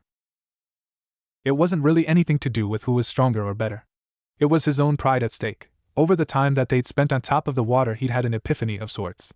Sasuke had beaten him every time they'd done something as a team, be it touching the bells at their first team meeting, or more recently not being the cause that resulted in Team 7 being kicked out of the Chunin exams. Though he was convinced he hadn't cheated, he had still been caught, and that meant that seemingly he'd done something wrong somewhere. Neither Sasuke or Sakura had managed to make the same mistakes as he had. Then there was the smaller things. On D-ranked missions, Sasuke never failed to be the best teammate save for when Naruto needed to use his shadow clones to do a big job in a small amount of time, or how he managed to scale trees with his chakra before Naruto. The young Uzumaki had come to a crushing realization that every Hokage had been the strongest ninja in the village's undisputed champions during their era. He didn't know all that much about the Shodaime or the Nidaime, but the Yondaime had often been described as the closest thing to a sage of 6 paths in the last 40 years. If that didn't speak volumes, the Sandaime, all jokes about his age aside, was still respected as an incredibly strong leader and ninja even today. Naruto was no fool. He knew that though the old man didn't look it, but 60 years ago he would have been much more mobile, and so strong that he could have probably put anyone to shame. Then there was him, Naruto Uzumaki. Where did he stack up against all that? He hadn't been a ridiculous prodigy the second he'd been born out of his long-gone mother's womb. He'd almost failed the academy, and had just gotten kicked out of the first stage of the Chunin exams. What kind of a Hokage was so weak, so disrespected, that he could be kicked out of an esteemed exam for cheating when he hadn't been cheating? The only real special thing about him, he'd come to realize, was that he had an ancient demon stuck in his gut. Sasuke, on the other hand, he was almost the polar opposite of Naruto. He wasn't just held in high esteem by people, some immediately gave him their respect, and not because of his last name. It was the way he carried himself. The last Uchiha didn't go boldly proclaiming that he would keep on trying until he would drop. He would keep at it, giving it 100% effort and gritting his teeth slightly when he didn't get the results he desired. And in the end he got them while Naruto was left to taste the bland, lukewarm water of the hot spring. "Hold on," Kakashi said suddenly, causing Naruto to almost fall into the deep pool again. "Neither of you have quite gotten the concept of water walking down yet except for Sakura." That was another thing. Everyone seemed to get the whole chakra control thing but him. Sakura didn't just flourish in the field, she blossomed. It hadn't taken her more than 10 minutes to cross the entire river. She wasn't even training at the moment, having apparently done enough water walking to Kakashi's liking for the night, and was off getting them food. "This is probably going to result in the both of you being submerged a couple 100 times more, but I want you to spar with each other. You both seem to learn best on the go," explained the masked man as he glanced from one genin to the other. "Now, as far as the ground rules go, if you're under the water for more than 10 seconds you lose, and you may not use any lethal attacks during the spar. Ninjutsu is allowed since it's your chakra we're trying to control. But try and not go all out with it, and you can also not hold the other person down under the water. You're only allowed to knock them down into it." "So basically, we try and fight while keeping afloat the water?" Sasuke asked for clarification, Kakashi nodding in response. "Well, this should be interesting." "Now, any other questions?" asked Kakashi, a more serious tone than the unenthusiastic one they were used to coating his voice. "Good. 3, 2, 1, go!" Naruto immediately threw his hands into a half-hearted block as Sasuke sprung forward with a wild fist, managing to prevent it from connecting with his stomach before attempting to shove the dark-haired boy away. However, a quick strike to Naruto's gut prevented the aspiring Hokage from succeeding in his endeavor, almost causing him to double over and grab his stomach in pain. Shrugging the blow off, Naruto jabbed Sasuke's chest lightly with his right hand before snapping a knee up in an effort to strike him in the solar plexus. The strike was swiftly blocked before Sasuke and Naruto both jumped backwards to catch their breath. It would be at that moment that Kakashi decided to up the ante on their little game by sending a ripple through the water. Unlike the prior times, though, where the swell had only surged a few inches, this individual ripple could be classified as a wave. Being closer to where Kakashi was standing, Sasuke reacted to the surge of water first, leaping over the wave and landing on the other side. As his chakra control wasn't spot on, his left leg dropped below the surface to his knee before he managed to correct himself. As that occurred, Naruto saw what was going on and reacted in a similar manner as the wave came towards him. In a single bound he leapt over the wave. Unlike Sasuke, however, he channeled nowhere near the right amount of chakra, and instead of simply landing on top and losing his balance, Naruto found himself completely submerged underneath the water, left to quickly swim back towards the surface. As his head broke through the water, his lungs were filled with sweet oxygen as he quickly worked out his bearings. Channeling chakra into his palms, he managed to push himself using the water as leverage, working out that from this angle if he were to charge chakra into his foot he could effectively take steps towards the surface. This time, however, he pumped in too much chakra. From his position, Sasuke watched as Naruto bounced and skipped across the water before coming to rest on the riverbed where Kakashi was. The black-haired genin knew that it would only be a matter of seconds before Naruto was on top of the water and once more sparring against him. Hardly anything ever seemed to get the blonde down. This was something that Sasuke somehow admired, and he couldn't help but wonder how Naruto managed to keep such a good vibe about him despite being mistreated against. His train of thought, however, came crashing to a halt as he had to defend and protect his face from being struck by Naruto's fist. While unpredictable, Naruto's attacks were slow and packed a lot of power behind them. Sasuke couldn't help but wonder if, like how Naruto had been sabotaged in the Chunin exams, whether or not he had been sabotaged during the academy as well. He couldn't see why not, but like with the exam, he had no proof to back his theory, other than the fact that Naruto didn't even seem to know the basic academy style of taijutsu. Even though Kakashi had said that after Sakura had come back with food they would call it quits for the day, he would check whether or not Naruto wanted to go through some basic katas with him. While they would be simple ones, he knew that he hadn't quite mastered them either, and going over the basics would help the grander techniques of his fighting style. He recalled the fight he had had with Rock Lee before the start of the first part of the Chunin exam, and the defeat he had suffered. From that defeat he knew that he had to work on things such as speed, strength and endurance, which would all come in time provided he put the effort into it. Landing a light blow to Naruto's shoulder, Sasuke had to lower his guard as Naruto's knee came up to strike at his stomach, and whilst he was able to block that blow, he took several quick jabs to the chest as a response. A small smile crossed his lips that went unseen before his passive face washed over his expression once more. Perhaps both of them could learn from one another later this afternoon. As he delivered an uppercut to the blonde, Sasuke quickly recalled that they did have a third member of their team in the pink-haired genin. Between the three of them, she was the one who was physically the weakest, and he was well aware that a chain was only as strong as its weakest link. If the next Chunin exam they took required an all-round team effort, then he could not afford himself to be pulled back due to his teammate not being able to keep up. Even though she would see it as something else entirely, he would ask her to train with Naruto and himself after eating. While it wasn't the most direct path to getting revenge on his brother, this was the path he would need to take in order to proceed. It wasn't just about throwing his life away to avenge his family. It was about living it in such a way that they would also be proud of him. Sasuke's foot dropped below the surface before he steadied himself, his chakra reserve starting to wear thin. Quickly readjusting himself, he knew that he had to finish this spar quickly, otherwise he would soon collapse from chakra exhaustion, and he was well aware he had nowhere near enough stamina to go on with Naruto. Admittedly, his teammate was like a chakra battery that never ran out of energy. Sasuke's eyes focused as he saw Naruto charging towards him, and as the blonde got in range he shot his fist straight out towards Naruto's nose, yet the blow never struck home. Showing that he was getting the grasp of the situation, Naruto had cut off all chakra to his feet for a split moment, gravity pushing Naruto down so that he dropped just below Sasuke's strike. With the Sharingan-wielding genin in range, Naruto pumped chakra back into his feet and pushed forward, attempting to spear tackle his teammate. Once again, however, he put too much chakra into the soles of his feet, and instead of hitting Sasuke with a normal tackle, the black-haired boy was struck with all of Naruto's weight crashing into his chest at an unregistered pace. Blood and bile escaped Sasuke's lips as the two of them came crashing down into the water, either of them staying above the river as liquid flooded their mouths. Both of the genin burst through surface of the water at the same time, one much more damaged than the other. Their eyes were shielded from the afternoon sunlight by Kakashi, who was standing above them. "I think we're done with training for today," he said from behind his mask. Before Naruto could complain and say that he could keep going, Kakashi continued, "If you two keep at it, then the food Sakura brought for you will have gone cold." As if emphasizing his point, Kakashi pointed to the riverbank where Sakura was waving at them with her spare hand, her other hand holding a plastic bag full of takeaway food she had purchased for them to share. Deciding to save their chakra, both Sasuke and Naruto started kicking forward and swimming towards the shoreline where the campfire and hot food awaited them. Sakura eyed the dripping wet forms of Naruto and Sasuke as they approached her, Kakashi lagging slightly behind them.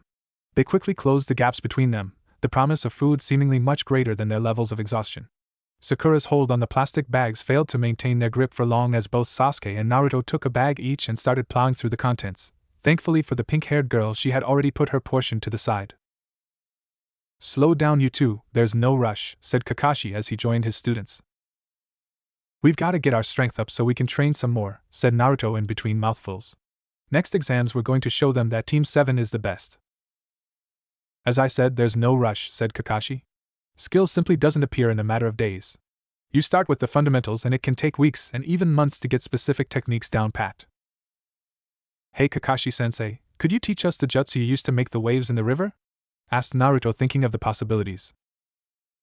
"I could teach you the seals, but if your elemental affinity wasn't water-based like my own, then you'll find the technique much harder to master than somebody with the right affinity." Sasuke paused from his eating momentarily as he absorbed this information. He knew that with his Sharingan he could practically copy any and every technique used against him. That being said, if he didn't have the chakra capacity to use the techniques to their fullest potential, then they effectively became useless. Likewise, if he didn't have the elemental affinity for certain techniques, then he'd have to look at alternates, which wouldn't drain him of so much chakra. Speaking of which, Kakashi-sensei, how would one go about learning what elemental affinity they have? Asked Sasuke. Kakashi eyed Sasuke at this point before his gaze passed over the rest of his team. Theoretically, fresh genin weren't meant to use elemental jutsu at this point other than simple D-rank techniques that anybody could use, despite the fact that none of the three seemed to know any at this point. However, considering that they were his students, and thus his responsibility, he figured he was free to do as he wished. Well, considering the three of you have just about mastered the water walking exercise, I guess I can show you what elements you have tomorrow. Sweet, what's elemental affinity mean? Asked Naruto, the blonde having slept through the class which covered that in the academy. Before Kakashi could respond, Sakura spoke up. Kakashi-sensei, could I speak to you in private for a moment? She asked. Sure, said the team leader. Sasuke, could you explain elemental affinity to Naruto for me while I talk to Sakura? Sasuke nodded in acceptance as Kakashi and Sakura walked away from the two other members of the team, finally coming to a stop out of hearing range. What is it, Sakura? I figured out what I want to focus on, she said boldly, looking Kakashi in the eye. Did you see something in town which helped you decide? Asked Kakashi, wondering how this had quickly come about. Sakura's eyes focused as she told Kakashi what had happened in town. Sakura sighed as she walked along the dusty roads of Konoha, unsure of exactly where she was going. Though she had gotten the takeaway, she wasn't headed back to the training grounds right away, that much was certain. Her chakra had been depleted for the most bit, and she was sure that the only thing that would help it recover would be a good night's sleep, so her plan was to waste as much time as she could without arousing suspicion.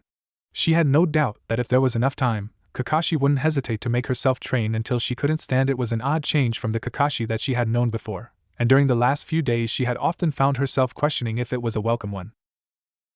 I can't tell you what to specialize in, this is something you'll need to do yourself. Kakashi's words reverberated through Sakura's mind. It wasn't often that it got locked in a state of deep thought like it had. What was she meant to do? Where was she meant to go in life? She had a plethora of questions, and according to Kakashi, she was the only one who could answer them.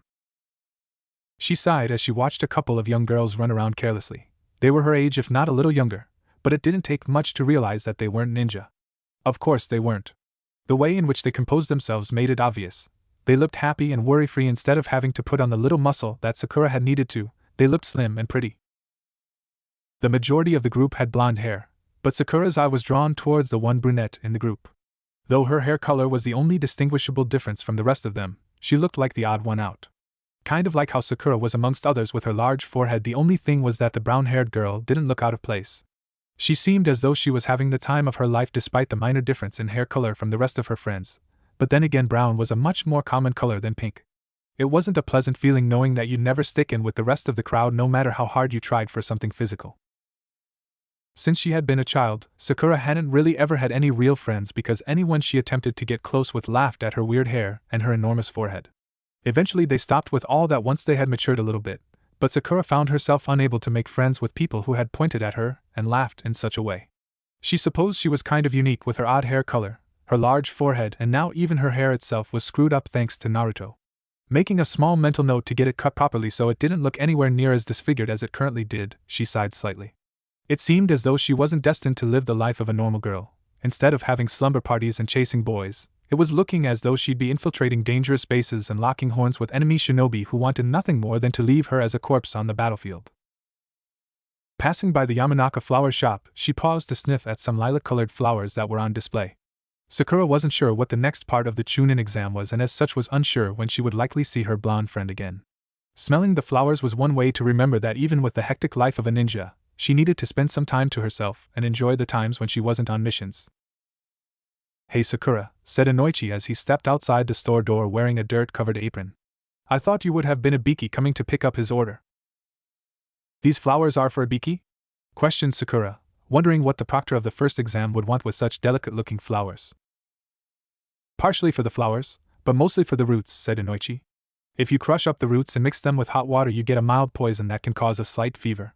From what I heard he's interrogating some guy, but doesn't want to go overboard so he's just using serums that aren't lethal. Yet knowing him he just plans on making the poison in front of the guy and saying that it's highly toxic and that if the antidote isn't given within a certain amount of time, then there is no guarantee that their life will be safe. That's interesting, mused Sakura as she eyed the flowers.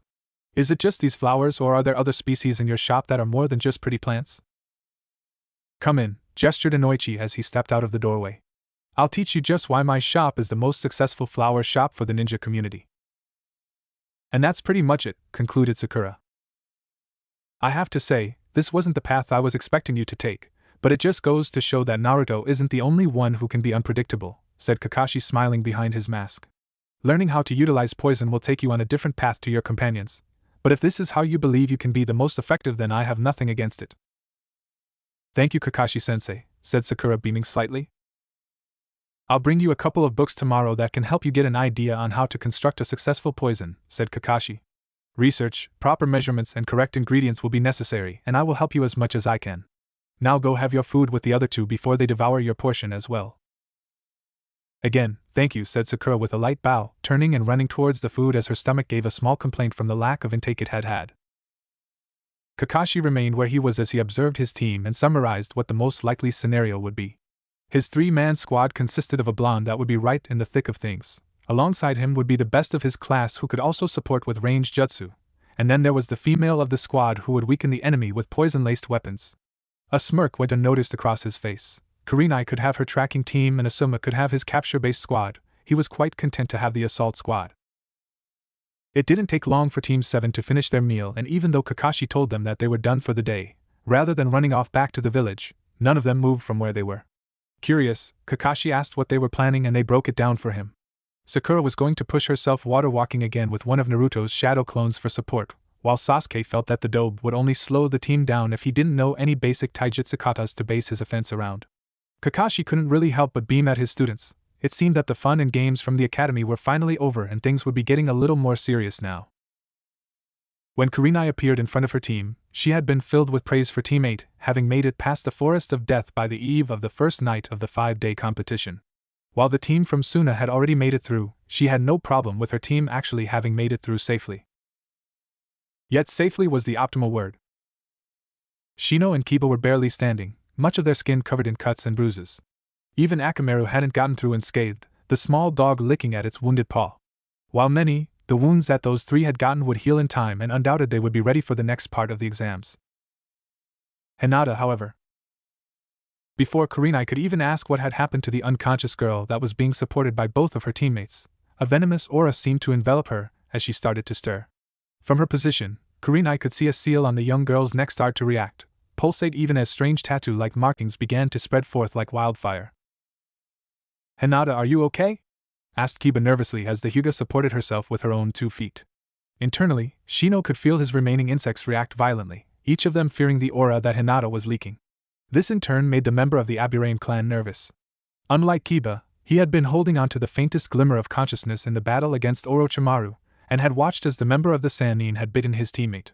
Clearly now he understood that that bite was only the beginning of something much worse. Hinata, said Kurenai cautiously when the girl didn't respond to Kiba's question. Never before had she seen something like this occur, and had no real idea how to act to such a thing. Kurenai-sensei, I feel strange. Hinata, are you alright? Asked Kurenai, scared to get close to the young Hyuga. Never before in her ninja career had she seen tattoos like the ones that were now covering the petite body, move and spread as these ones were. In fact, she had never seen a tattoo move before in her life. What was wrong with this one? Not only was it moving around almost as though it had its own free will, it was starting to glow a searing hot red, almost looking as though it was burning her. For that matter, when had Hinata even gotten something as daring as the dancing mark on her skin? I'm not sure, the girl muttered almost incomprehensibly. There was a dazed look in her eyes that sent alarm bells ringing in Kurenai's head. It wasn't the kind of look that someone who was trying to regain their bearing would have. Her pupils were slightly dilated and the Hyuga looked both ill and confused at the same time, something that Kurenai found far from reassuring. What's that glowing thing on your skin? Said Kiba, slowly becoming more and more freaked out with every passing second. His teammate in the Aburame air was silent on the matter despite being just as frightened for Hinata's safety, the eyes behind his sunglasses that normally would be attempting to analyze the situation wide in concern. Before anybody else could reply, the ink covering Hinata ceased moving and fixed itself on singular spots. As it froze, the scorching returned to a deep faded black that clearly contrasted with Hinata's pale skin. Now that they weren't twisting around violently, one could almost mistake the ink pattern for being beautiful in design.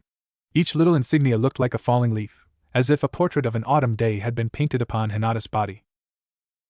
Almost instinctively, Hinata's right hand snapped up to the ink pattern on her skin as she let out a little yelp of pain.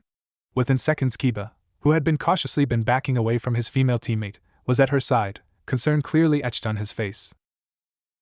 Hinata, you're starting to scare me." Kiba's attempt to conceal his worried voice went unnoticed by those around him. Though the Hyuga had moved for a brief second, she had now returned to her former daze-like state. There was something wrong with her body language, something about the charisma that surrounded her that told the other members of Team 8 that their youngest teammate was not alright. This theory was confirmed when Hinata's slightly dilated pupils rolled to the back of her head, and the girl slumped into the Inuzuka's shaking arms. "And begin," stated Kakashi, signaling for 2 of his 3 students to start the day's training. In a blur, they leapt forward in an attempt to find their designated target. Like the previous day, it was 2 of his pupils attempting to find the third, but unlike the past training exercise, this one was being held in a different sort of area. "How are we meant to find Sakura all across Konoha? She could be anywhere," complained Naruto as he and Sasuke stood atop a building near the center of town. Beneath them, people went about their day-to-day business without noticing the presence of the 2 genin looking over them. "She's smart," acknowledged Sasuke. "She won't be isolating herself to a single spot but rather blending in with the crowd, so if we miss her first time we'll have to backtrack." "How hard could it be to miss her hair?" "I mean, it kind of sticks out if you know what I mean," said Naruto with a shrug of the shoulders. "Dobe, she'll be using a henge, disguising herself," said Sasuke as if talking to a child. "Oh," said Naruto as he finally started to realize how difficult this task was going to be. "That being said, she wouldn't be able to hold on to a henge forever. Her chakra will have to run out at some stage. And that's when we'll get her," mused Naruto as he raised a hand to his chin. "By then it might be too late," said Sasuke as he eyed his surroundings. "Just the 2 of us won't be able to cover enough ground." "Pfft, I can cover everywhere without any problem," said Naruto as he put his hands into his patented seal. In a burst of smoke, 3 dozen copies of Naruto came into existence. "Leave it to us," they said as a cohesive unit before leaping off in multiple directions. "You know that's not going to work," said Sasuke with a huff. "We don't need it to," said Naruto with a cheeky grin that got Sasuke's attention. "All we need is for Sakura to see one clone and know that we've already started looking for her. If she sees a clone, like you said, she's going to backtrack and head in the direction away from where the clone was heading." Sasuke was momentarily puzzled for a second, not truly believing what had come out of the blonde's mouth. "How did you come up with something like that?" asked Sasuke, wondering how Naruto had had such a plausible idea. "It's like when we get sent out to get Tora," said Naruto, remembering the first time he and his team had been sent to get the ferocious cat. "The first part of the strategy is always a diversion, pushing the target towards where the main force is located. I'm using the same concept here by having her come to us instead of us going to her." "Alright then, but how will we know which one will be her?" asked Sasuke, picking at a major flaw in Naruto's plan. The blonde raised his finger to answer but paused as he realized that he hadn't thought this far ahead. "Okay, I guess this is where I contribute to this plan. Sakura will always be on the lookout for us, and if she spots us, we'll move in the other direction with the possibility that we'll miss her. Therefore, like her, we have to hide as one of the crowd. So we're going to henge into other people in order to catch someone who's using a henge," said Naruto, slamming his fist into his opposing palm. "It's not going to be that simple, Dobe," said Sasuke. "She won't run away because she knows that we may be nearby, but if we can't figure out which one is her, then we'll never find her." "So what are we looking for then?" asked Naruto. "Look for similar mannerisms," explained Sasuke. "Even though we got taught how to construct a henge at the academy, we never really got taught how to use a simple technique to our advantage. The key here is that we know that our target has had training, and since she will be on the lookout for us, she'll be looking around for any sign of us." "But she won't find us because we'll be under a henge," declared Naruto boldly. "See, Dobe, even you can learn," said Sasuke jokingly, which only infuriated Naruto, but the blonde didn't say anything as the member of the Uchiha clan performed a henge, his physical shape and structure changing to take on the appearance of a 40-year-old man. A second later, Naruto performed the same technique as his appearance altered as well. As funny as it would have been to have performed the Oiroku no Jutsu, Naruto knew that somewhere out there was potentially Kakashi watching them and evaluating how well they performed in this task. As such, he simply opted to change into a younger form of himself, but was wise enough to change his hair to a light brown as to not get spotted so easily. "Good enough?" asked Naruto, his voice squeaking ever so slightly. "Guess so," said Sasuke with a shrug before pointing down into the street. "I'm going to go stake out that point over there. It looks like it'll give enough visual coverage." "I'll go play with those kids over there," said Naruto, pointing down to where a couple of children were playing in the street. Sasuke, however, gave him a look of intrigue. What, if a kid isn't playing, it becomes obvious that they aren't a kid. While Sasuke could think of a handful of reasons to argue against something like that, he decided to let it go for now. Alright, if we haven't found her in an hour, meet up and we'll make another plan. Got it, said Naruto as both he and Sasuke leapt off towards different points where they could scale down to ground level without being seen. From his position, Kakashi watched his pupils in action and couldn't help but be impressed with their strategy, but knew that no matter what they tried they wouldn't be able to find Sakura, the reason being that the pink-haired girl was hiding next to him watching the action play out. Don't you think this is a bit mean? Asked Sakura. Not really, said Kakashi as he pulled out his book and began to read. Like with the mission where we encountered Zabuza, we were misinformed about the potential danger of the mission. Likewise, the task that Naruto and Sasuke have been asked to do, they have been misinformed but don't realize it yet. They've gone about things as they would if they were looking for their target, but there is no target for them to find. Then why get them to do this at all? Asked Sakura as she got comfortable. Put it this way, said Kakashi as he broke it down for his student. If a group of shinobi have been sent out on a mission to free several hostages from a bandit camp containing 20 bandits, what do they expect to find in the mission? 20 bandits along with the hostages? Answered Sakura, unsure whether or not this was a trick question. Yes, that's what they expect to find, said Kakashi. However, if one thing got misinterpreted, one single detail, the entire operation could be more dangerous than beneficial. For example, if a single digit was left out, there could be 200 opponents instead of 20. Even for skilled shinobi, taking on 200 enemies with only yourself and a few teammates is not a situation you want to be in. Another piece of misinformation could be that leading the bandits could be a B-ranked missing nin, and immediately the mission becomes more dangerous once again. So by making those two go on a wild goose chase, you're telling them that every mission has the potential to be different to what is explained to them, analyzed Sakura. Indeed, correct information is often hard to come by, and hence we have to learn to adapt and be prepared for anything that comes our way, explained Kakashi. So how long are you going to leave them in the street? Asked Sakura, thriving in the discussion of tactics and the like. Give them a couple hours, see if they think of any other ways to flush you out, said Kakashi as he turned a page in his book. Well, could we go to the training ground and have a little one-on-one time? Asked Sakura, wondering whether or not she could do something constructive with their time. We could, but I want you to save your energy for later, said Kakashi. As Sakura seemed to deflate slightly at the comment, Kakashi reached into his pouch once again and pulled out another book, handing this one to his pupil. This should provide enough entertainment for a while. Looking at the book, Sakura was thankful that it wasn't more of the smut that her sensei read, but rather a basic guide to poisons. Silently, she opened up the book and began reading at the content inside. Even though it wasn't training as such, she knew that this would undoubtedly help her in the long run. Alright, I want the two of you to tell me exactly what happened in there, said Kurenai menacingly as she placed her hands on her hips. Though her voice was strong and firm, there was a slightly soft-spoken tone to it so as to not disturb the sleeping heiress beside her. Well, we didn't manage to get a scroll at first, but a couple hours after noon we finally managed to snatch one from another team, Kiba said somewhat shamefully, knowing that if it hadn't been for his inability to get the complimentary scroll to their heaven one earlier, they might have been able to get out of the whole place a lot earlier. He looked to Shino for a bit of support, but the boy was silent, likely in deep thought as he had been for the past few days. So we set up camp early so that we could get something to eat and have a bit of time to hone our defenses and set up traps, he continued. I went out to go and hunt, and after about an hour, I managed to catch a couple of deer, so I made my way back to camp. But as soon as I sat down to catch my breath, I heard a gigantic explosion. It probably makes sense that some of the genin would have explosives on them, interjected Kurenai. So I take it that you went to investigate? The three of us did. We all heard it, and there was this psycho old dude cutting up a genin team from Suna. He'd already killed them, but he was slicing them up with this sword of his and cackling madly. And Kiba charged in towards the unidentified assailant of the Suna team, only to be swatted away like a mere 5 seconds later. Quickly identifying the target as one that had formidable strength, I drew back. However, the pale-skinned man recognized my attempts to tactically retreat and quickly knocked me to the ground, Shino said emotionlessly, filling in for Kiba. Hinata managed to get a quick strike on him, but he knocked her down too, so me and Akamaru attacked him, except he did some weird flip thing and smashed us both into the ground. Akamaru even sprained a paw from the force of the blow. Kiba picked up again, throwing his hands up in emphasis of the incredible damage that the man managed to easily inflict. It repeated like this for a while. No matter what we attempted, we were unable to deal any damage to him, said Shino as his gaze lowered. It was clear that he was merely toying with us, but when another team from Konoha came to our aid, we gathered some hope in the thought that we could get through this. Sadly though, that wasn't the case. I can't really add much more here, said Kiba sheepishly. This guy kinda knocked me out cold. Kurenai merely rubbed her forehead in mild irritation before looking towards Shino. Continue.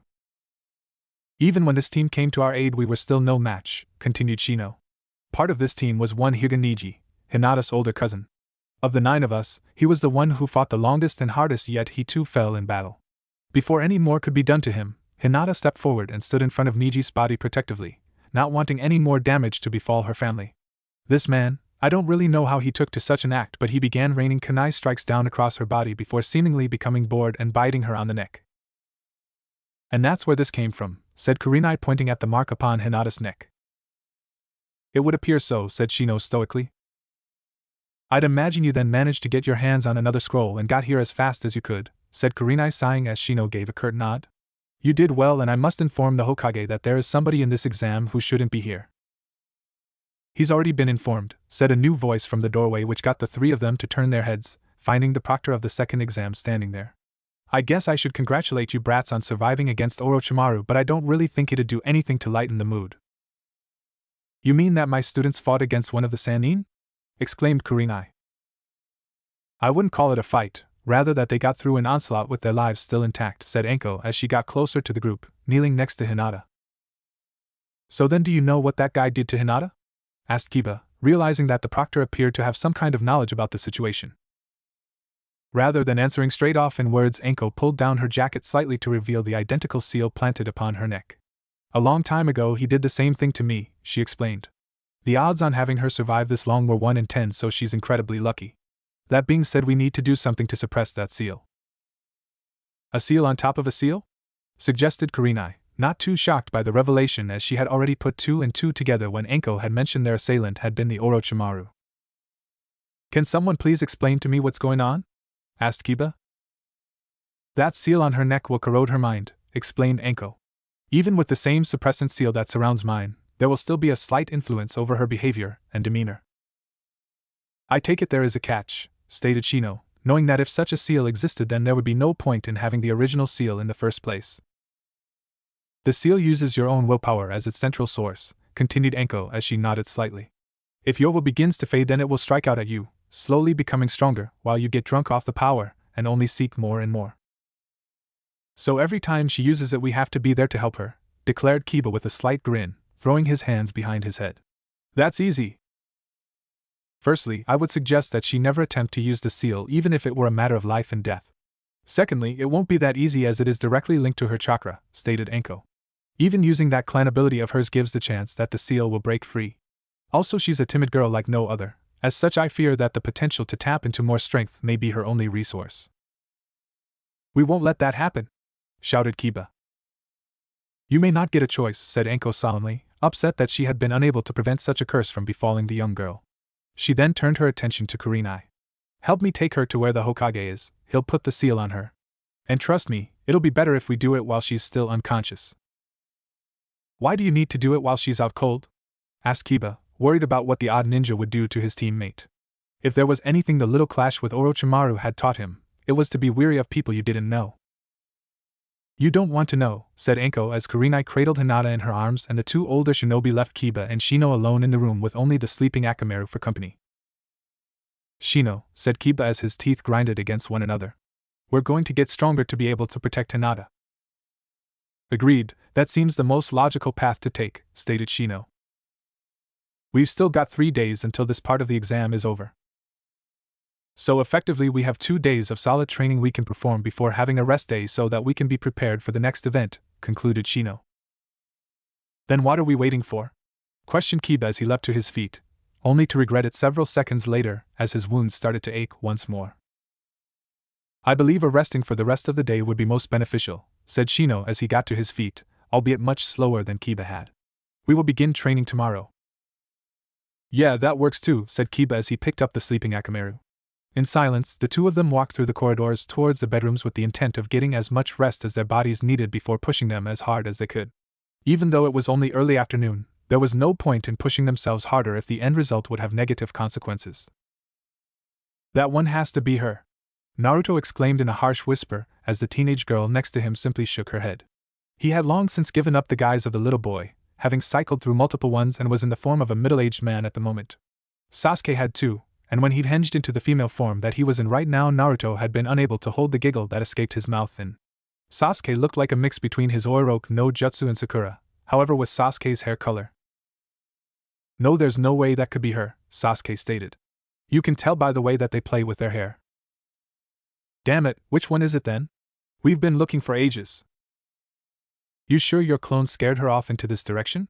Sasuke sighed, as she looked around for the girl in question. "Well, she's not going to follow them, is she?" he exclaimed sarcastically. As the two of them continued on, people in the street couldn't help but be a little concerned to see a teenage girl and an old man yelling at one another. It didn't look like they were related, so really all manner of possibilities were going through their heads, many of which concluded with the fact that the man should be sent to prison. From up in their hiding position, Sakura and Kakashi really didn't pay too much attention to the antics of Naruto and Sasuke, long since having subsided themselves within the contexts of their respective books. Kiba rocked his sleeping companion slowly in his hands, admiring the shiny coat he had begun to develop. While his body was littered in bruises and cuts, he had long since gone to sleep, something that Kiba didn't expect to be getting much of that night. He was too worried to not stay up through the night, fretting through the numerous possibilities that he and his friends could branch out into from where they were. He and Shino were the least worrying, while with Hinata, he couldn't help but feel concerned. He didn't know what they were going to do to her other than slam some seal on top of the strange mark that the man, apparently Orochimaru, had left on her neck. "You don't want to know." Anko's words rang through his head eerily. Though he was normally carefree, those simple words had managed to put him off. Chills were still going down his back, but what had she meant by it? The proctor was certainly a weird one, but that was just worrying. What were they going to do that was so bad that he didn't want to know, or was he on a complete tangent to what was actually going on? Looking out the window, he contemplated the task ahead of him alongside his team. Undoubtedly, he would have to be the one to pull his finger out most of all. Even though he bragged constantly, he knew that out of him and his two teammates he was the bottom rung on the ladder.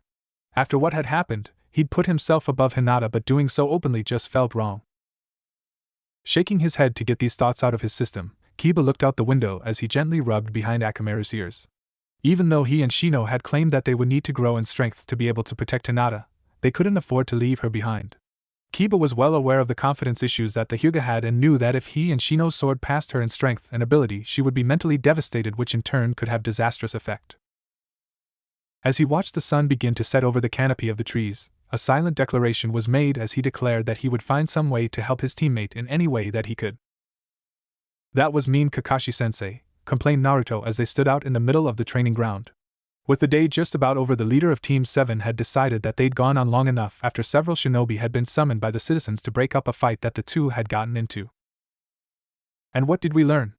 asked Kakashi, who had been glad that the collateral damage in the street hadn't been as high as he had expected when the two had started to duke it out. Somehow he figured that it was still due to the fact that the two were still under the guise of a henge, and even though the fight was a mix of half play, half seriousness, the two of them had maintained their disguise through it all. Perhaps there was hope for them to go undercover yet. "To check to see if the source of information is viable," stated Sasuke. "That you're a dick, Kakashi-sensei," chimed in Naruto. "It seems you two have gotten the gist of it," said Kakashi, not really surprised with the answers that they had given. "While you two have apparently only learned the one thing from the day, Sakura here completed a book on basic poisons." "Poison?" repeated Sasuke, slightly intrigued. "Sakura-chan, you're so cool," claimed Naruto in admiration as said girl blushed. "With the fact that we've only got an hour at most of sunlight remaining, I've decided to look into alternate ways in which we can continue to grow as a unit. Every morning we'll continue with these random assignments, as they are helping grow teamwork and also helping shape your future as Ninja of the Leaf. At midday the assignment will come to a close and then we will plow through a D-ranked mission," stated Kakashi, making their weekly itinerary. "Why do we have to do D rank instead of C rank?" questioned Naruto aggressively. "Because D-ranked missions can be done quickly and thus give us more time to train," said Kakashi before continuing on with what he had been saying. "Once we've done the mission, we'll have some lunch and then come out to one of these training grounds where we'll do some solid training. Both the lesson of the day and the basics." "Don't we already know the basics?" asked Sasuke, wondering whether or not his progress was going to be slowed down. "Well, Sakura here will be able to learn the basics in constructing poison," stated Kakashi, pointed at the pink-haired girl who had been silent up to this point, the procedure for the weeks ahead already having been explained to her up whilst she and Kakashi had been hiding. "Along with that, all three of you will be practicing a jutsu from one of these 5 scrolls. As he said it, Kakashi pulled 5 small scrolls out from a back pocket, placing them on the ground. Sweet new jutsu! Exclaimed Naruto. Is each one some super powerful jutsu? No, said Kakashi blandly, which silenced the blonde. Each one of these is an elemental-based jutsu, the most basic for each affinity that Konoha possesses. I take it back about you being a dick, Kakashi-sensei, said Naruto before he reached for one of the scrolls, only for his hand to get slapped away. First, we have to find out what element all 3 of you have, said Kakashi as he reached once more into his back pocket, this time pulling out 3 small pieces of paper. This paper reacts with small amounts of chakra and allows you to work out which element you're more suited towards. If it wrinkles, then you've got a lightning affinity. It'll tear in half for wind, burn for fire, become soggy with water, and crumbles with earth. So we just have to run our chakra through this paper and we'll learn what element we've got an affinity for, said Sakura as she took one of the offered slips. Exactly, said Kakashi as both Naruto and Sasuke took a slip.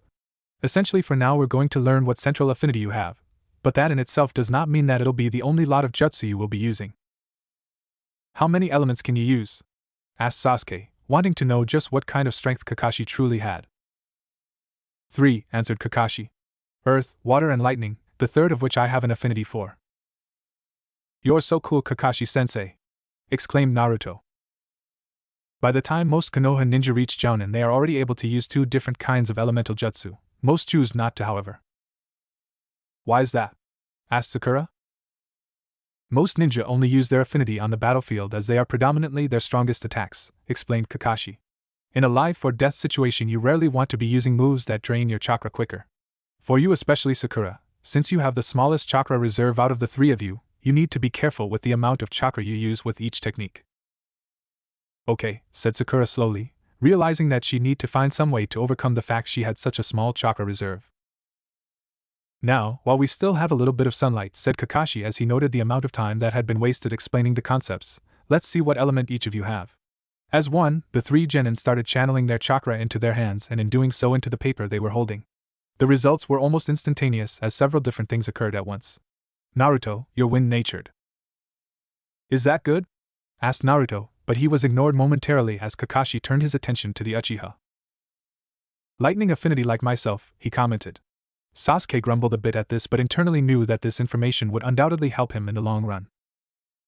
Finally, Kakashi's attention turned to Sakura, but unlike the others, there was no paper remaining in her hand but rather a small pile of hot ash. Finally, we have a fire wielder. Wind, fire and lightning, said Naruto as he rounded off the 3 genin. Guess I can take these 2 scrolls back, said Kakashi as he put away the scrolls containing earth and water jutsu. Picking up the paper containing the fire jutsu, he handed it to Sakura. Katon Kasai Nagar for you. Thanks, Kakashi-sensei, said Sakura with a bow. Futon, Kaze no take before Naruto, said Kakashi as he handed the scroll to the blonde. Finally a jutsu! Shouted Naruto in success. And for Sasuke, we have Raitun Hekireki, concluded Kakashi as he handed out the final scroll. As I said, all of these jutsu are relatively weak, but they will help you understand the fundamentals of your elemental affinity. You have 1 week to have your jutsu good enough to be used when sparring. Yes, sensei, the 3 of them stated in unison before Kakashi dismissed them as the first few stars began to appear in the sky. Running through the forest, Hinata looked over her shoulder at the endless darkness that was catching up to her. Within there she could see the bottomless pits of torment waiting to sink their claws into her flesh. Even though she sprinted as fast as she couldn't get away as everything was swallowed within the darkness to never see the light of day once more. A sharp pain radiated through her ankle as her foot snagged a tree root, and she fell to the ground. Desperately she tried to get back to her feet, but she was too late as the darkness swallowed her. Fumbling around, the light around her faded as she flailed in the pitch black. You are weak, cackled a menacing voice, forcing Hinata to turn in the direction only to see the faintest glint of a katana moments before it speared through her chest. Hinata woke with a start, bullets of sweat pouring from her brow as her eyes adjusted to the little light in the room. Before she could figure out where she was, a pulsating pain radiated from her neck, and she lifted a hand to it and began applying pressure, but to no effect. The searing pain seemed to get worse and worse with each passing moment. Alone in the darkness, there was nobody to help Hinata as the pain continued to assault her, the suffering only becoming worse with every passing minute. Kiba took a heavy labored breath as he smashed a fist into Shino's head. The Aburame attempted to dodge but was no match for the swift change of course that Kiba's fist took as it implanted itself squarely in the bug boy's stomach. They had been at it for the better part of the day, figuring that it was best to get the majority of their training done now so as to avoid injuring each other when the next part of the exams were closer. Being only 4 days away, if Kiba's count was correct, they couldn't afford to waste any time, especially when Hinata was in the state that she was. They had heard back from Karina a little while back that Hinata's sealing had gone successfully, and that the girl had been placed in her own room close to theirs, but still a different one just in case the girl began screaming again. That particular bit had been extremely unnerving. Hinata, screaming? In essence, the Hyuga was a more flustered, slightly emotional, feminine version of Shino. She was too shy or embarrassed to be overly emotional, yet at the same time she was hardly as withdrawn as he was. But still, Hinata didn't scream. She didn't shout either, so the fact that the sealing process had made her do so meant that yet another thing was his fault. All because he was too weak. Despite what others thought, Kiba was no fool. He knew that Orochimaru's fangs could have just as easily been laced with venom as opposed to the creepy sealing thing. In the 10 minutes it had taken for the rest of them to finally get to their feet, Hinata could have easily fallen into cardiac arrest or something even worse. He knew, and Shino clearly did too, there was a certain strength behind his punches that Kiba hadn't seen ever before. It was as if it was fueled by the frustration of the events that had taken place in the last 2 days. It was rare to see the alienated boy as emotional. Kiba snapped his head to the right, his senses all turned on since he was in the middle of an intensive fight, to hear Akamaru's barking. It wasn't the happy or relaxed barking that Kiba was accustomed to, it was more one that was warning him of something. Not alarmed but slightly on edge. Shino paused his assault too, probably somewhat curious as he cocked his head in Akamaru's direction. Following Akamaru's gaze, Kiba blinked a few times in rapid succession at the form in front of him. His jaw fell open in surprise. It wasn't that he didn't want to see Hinata standing boldly a few meters to the right of him, rather that he had expected the girl to be sound asleep. Hinata? Stuttered Kiba, unable to believe what his eyes were telling him. What were you doing here? Fight me, she whispered quietly, almost like a ghost. What? Asked Kiba once again as he noticed Shino tense beside him. I said fight me, snapped Hinata with a firmness about her that Kiba had never before witnessed. Fight you? Kiba asked once again, unbelievingly as he looked at Hinata's body from top to bottom. The bags under her eyes clearly contrasted her pale skin, allowing Kiba to quickly realize that she must have not gotten much sleep. I can't. You're still not fit to do anything yet. At this, the girl grit her teeth in anger. Watching with fearful yet curious eyes, Kiba's heart almost skipped a beat as a shrouded aura began to overcome the girl as she clenched her fists with a grunt. Akamaru's loud barking fell on deaf ears as the 2 male genins slowly backed away, scared of the normally timid girl. With another grunt, the girl had her Byakugan activated, the dark aura subsiding as strange black marks began to race all around her skin. A slightly twisted smirk on her face, Hinata slowly began to advance towards Kiba and Shino, also ignoring the panicked barks of Kiba's alarmed canine companion. Fight me or I'll fight you, whether you like it or not. That would be unwise, Shino cleared his throat. Hinata, I beg you to reconsider, attempting to fight anyone while you're still in your condition would surely be detrimental. The girl ignored the normally collected boy's pleas as she advanced towards him, however Kiba's eyes weren't drawn towards her. Instead they were wide and large as they watched Akamaru make a wild charge for the young Hyuga, intent on biting off a piece of her skin in order to save his master from the threat in front of him. As Akamaru jumped in the air, he was met with a swift juken strike to his chest, instantly causing him to crumble onto the ground as his rough barking turned into slow whimpering. A few seconds later, the black marks on Hinata's body receded as she joined her teammate's injured dog, cradling the pup in her arms. What have I done? So how are we meant to go about this again? Questioned Naruto as he eyed Kakashi, the jounin too occupied with his book to bother responding. Just follow the instructions on the scrolls, Naruto, it's not that hard, said Sakura. I don't get it though, do we follow the hand seals from left to right or up to down or? You start from the right side of the scroll and go down like any normal scroll though, Sasuke sighed, not in the mood to deal with Naruto's idiocy. And what about chakra, how much chakra do we pump into the technique? Naruto asked his teammates. Didn't you listen to this stuff at the academy? Asked Sakura wearily. It's why learning techniques isn't as easy as just catching the hand seals, since everyone has different coils that respond differently each time you push out chakra with a hand seal. You need to find the right amount for you. Some people just can't get certain techniques to work for them while others can take years to master one. So what happens if I just pump a shitload of chakra into a technique? Wouldn't that make it stronger? Yes and no, Sakura said almost as though she were a lecturer. More chakra will make it more potent, but at the same time, it becomes more unstable. And hand seals can only stabilize your chakra so much before it blows up in your face. So in other words, that chakra control crap is important? Naruto's eyes squinted as Sakura firmly nodded her head. That sucks, I'm really bad at it. But I guess it's not that bad because everyone has to go through the same pro. Except for me, Sasuke interjected smugly. The Sharingan automatically tells my coils how much chakra to produce when replicating a technique, provided I've seen it beforehand. Yes, Kakashi shut his book with a thud before he pulled his headband up, revealing a dark, glowing red eye. It does. The Sharingan is an excellent shortcut in battle. It allows you to flip techniques on opponents and learn thousands of jutsu, as I myself have done. However, it's a shortcut, and the long way is always more beneficial in the long run. There's a secret to this dojutsu. A secret? Sasuke's eyes widened as the three genin almost collectively gasped. It doesn't master the technique for you. In order to not spill a lot of chakra and maximize its potency while keeping it at a high level of stability, you need to practice. And practice hard. The way of the ninja is not an easy one. Things will blow up in your face, as Sakura said, but a true ninja does not let scars deter him. Where are your scars then, Kakashi-sensei? Questioned Naruto, avidly listening to his man's teachings. They were as valuable as they were rare. Mine?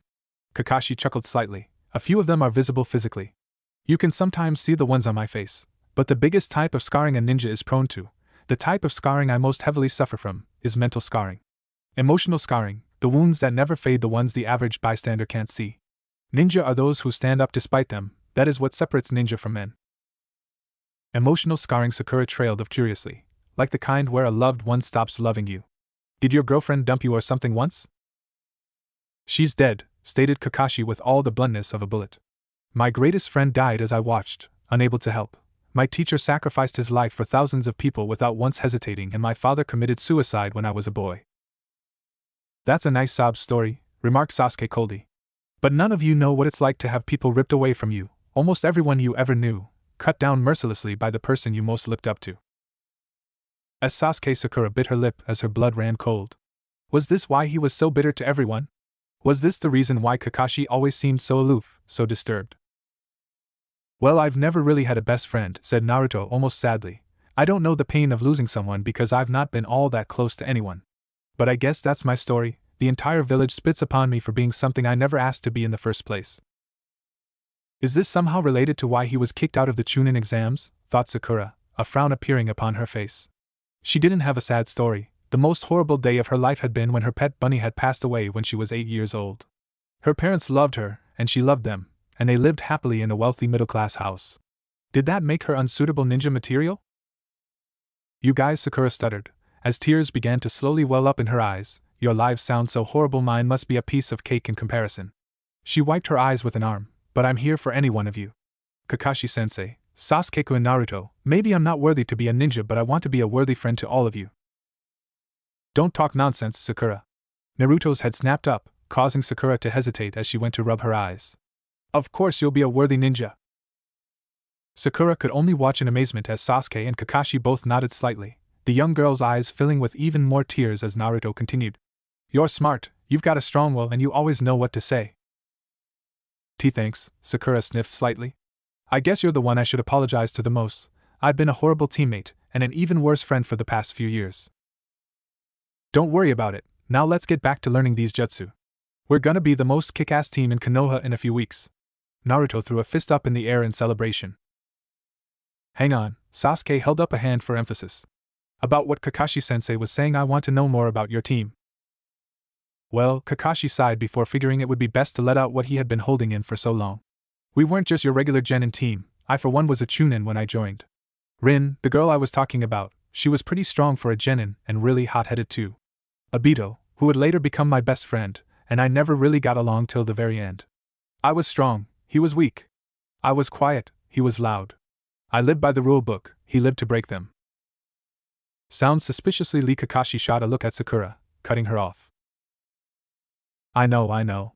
But what happened in the end was, long story short, during the last battle we fought as a full team, I damaged my eye. Obito's dying gift to me was his Sharingan.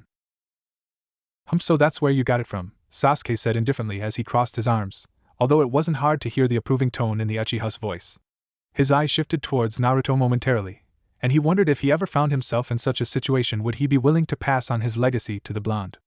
Such thoughts were pushed to the side as Kakashi continued. So things crumbled afterwards.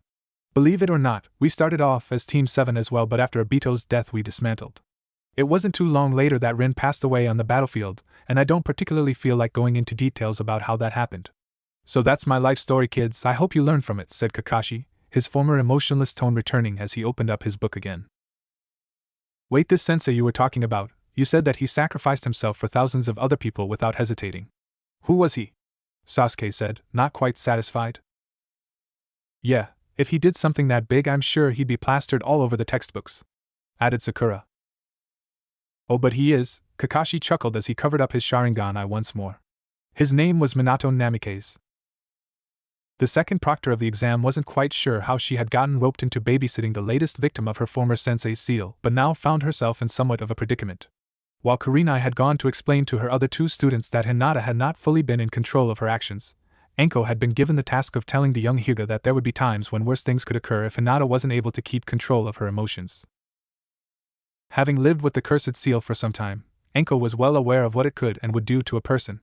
She knew it was a horrible thing, something equivalent to a mark which branded you as having been corrupted with something from the lowest circle of hell, and while that description wasn't exactly inaccurate, it wasn't that bad a thing if you could control it.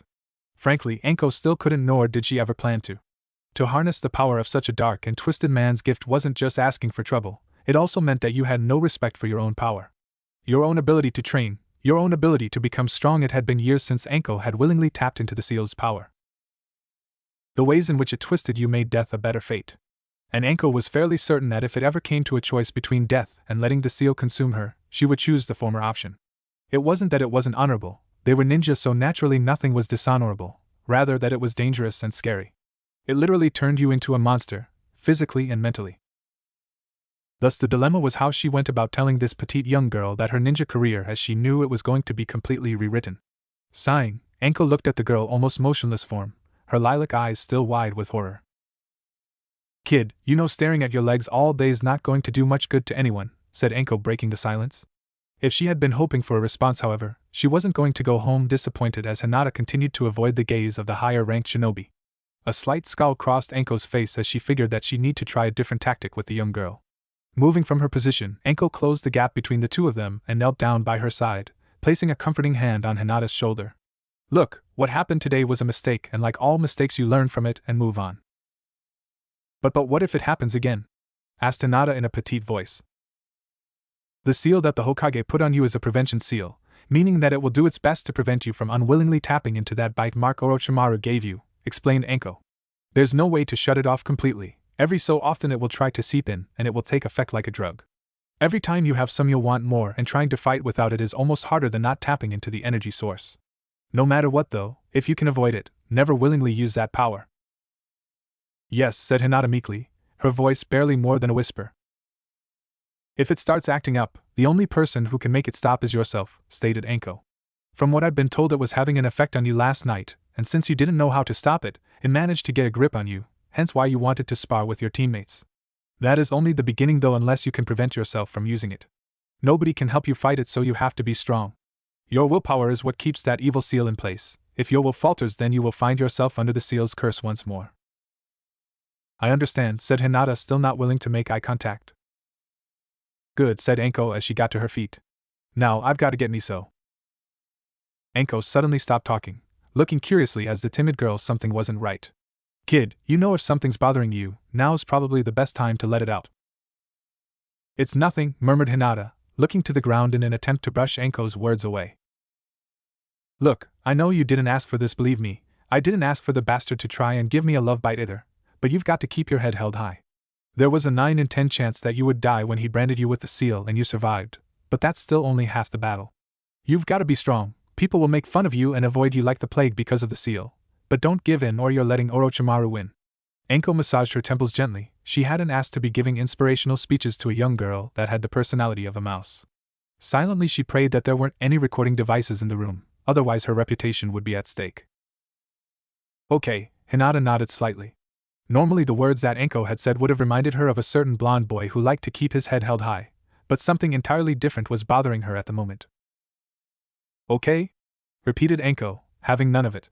You know, the two of us are kinda unique. No one else in all of Konoha has ever been in such a predicament, even if it's not a good one.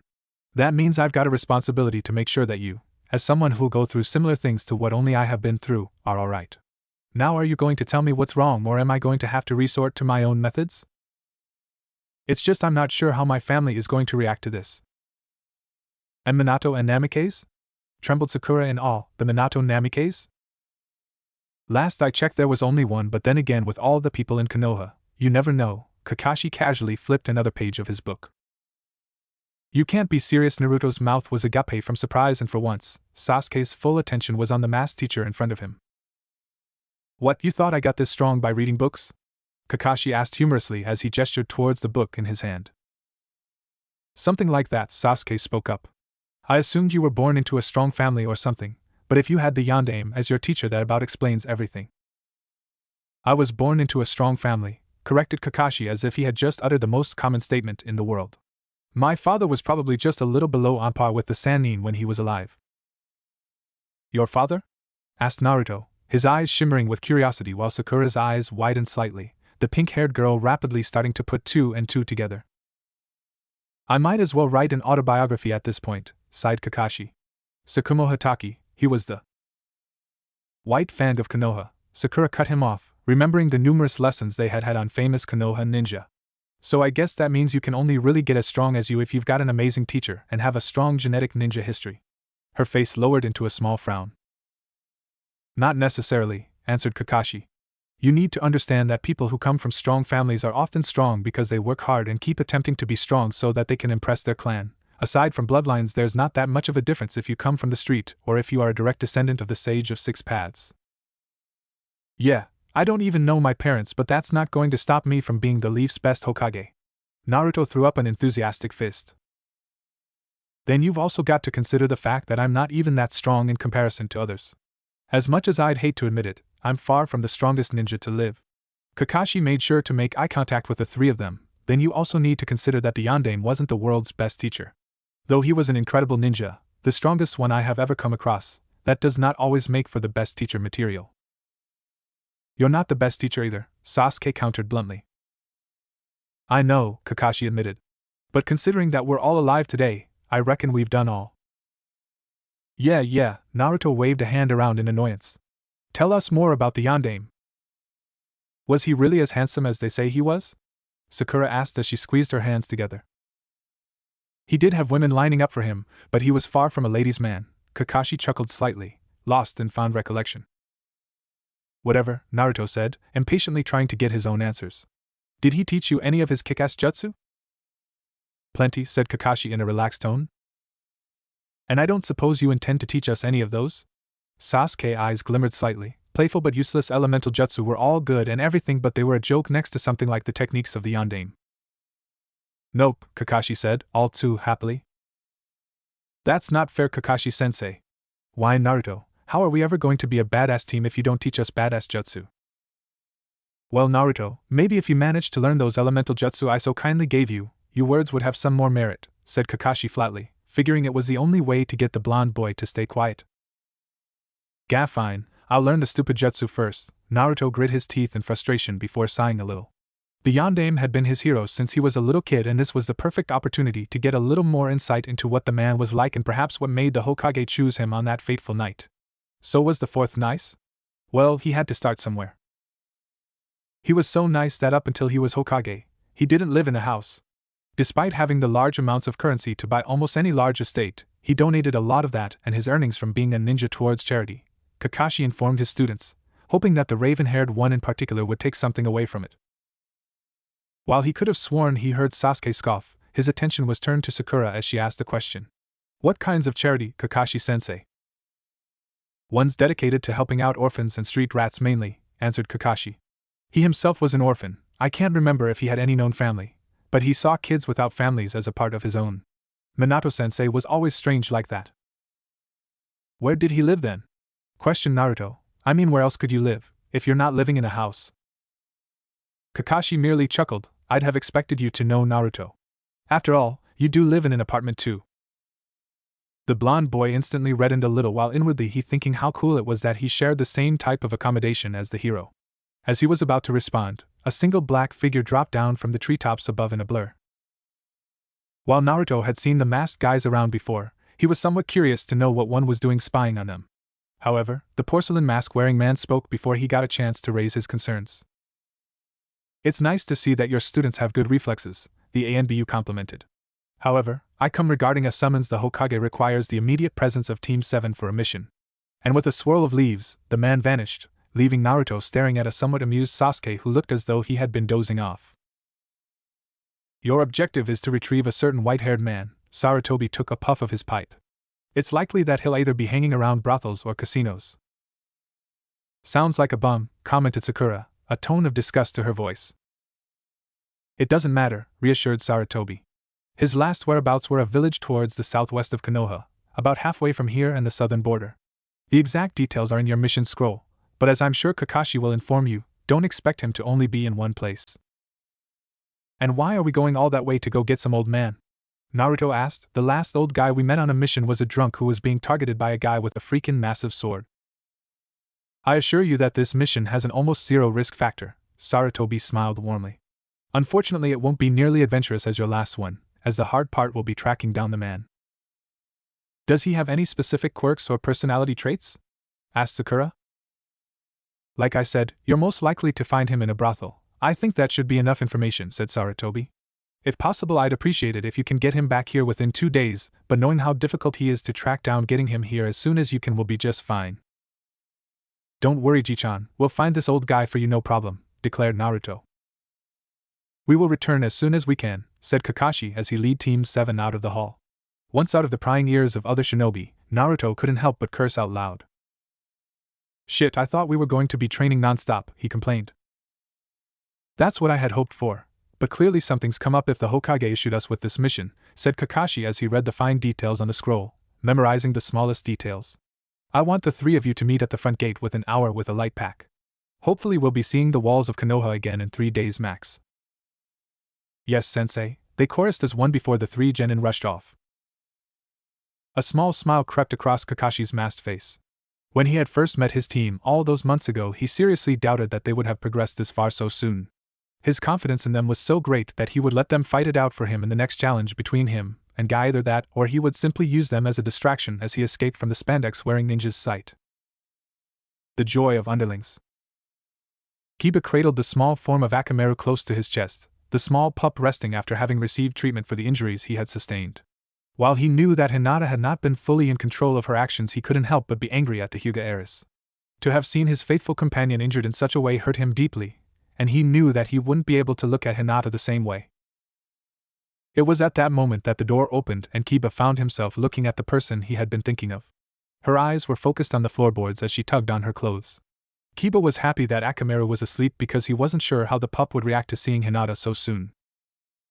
Kiba wanted to scream out at her, tell her how horrible she had been to Akamaru, but after having been given the talk from Kurenai while Hinata had been talking to Anko, he knew that yelling out at her would have more negative consequences.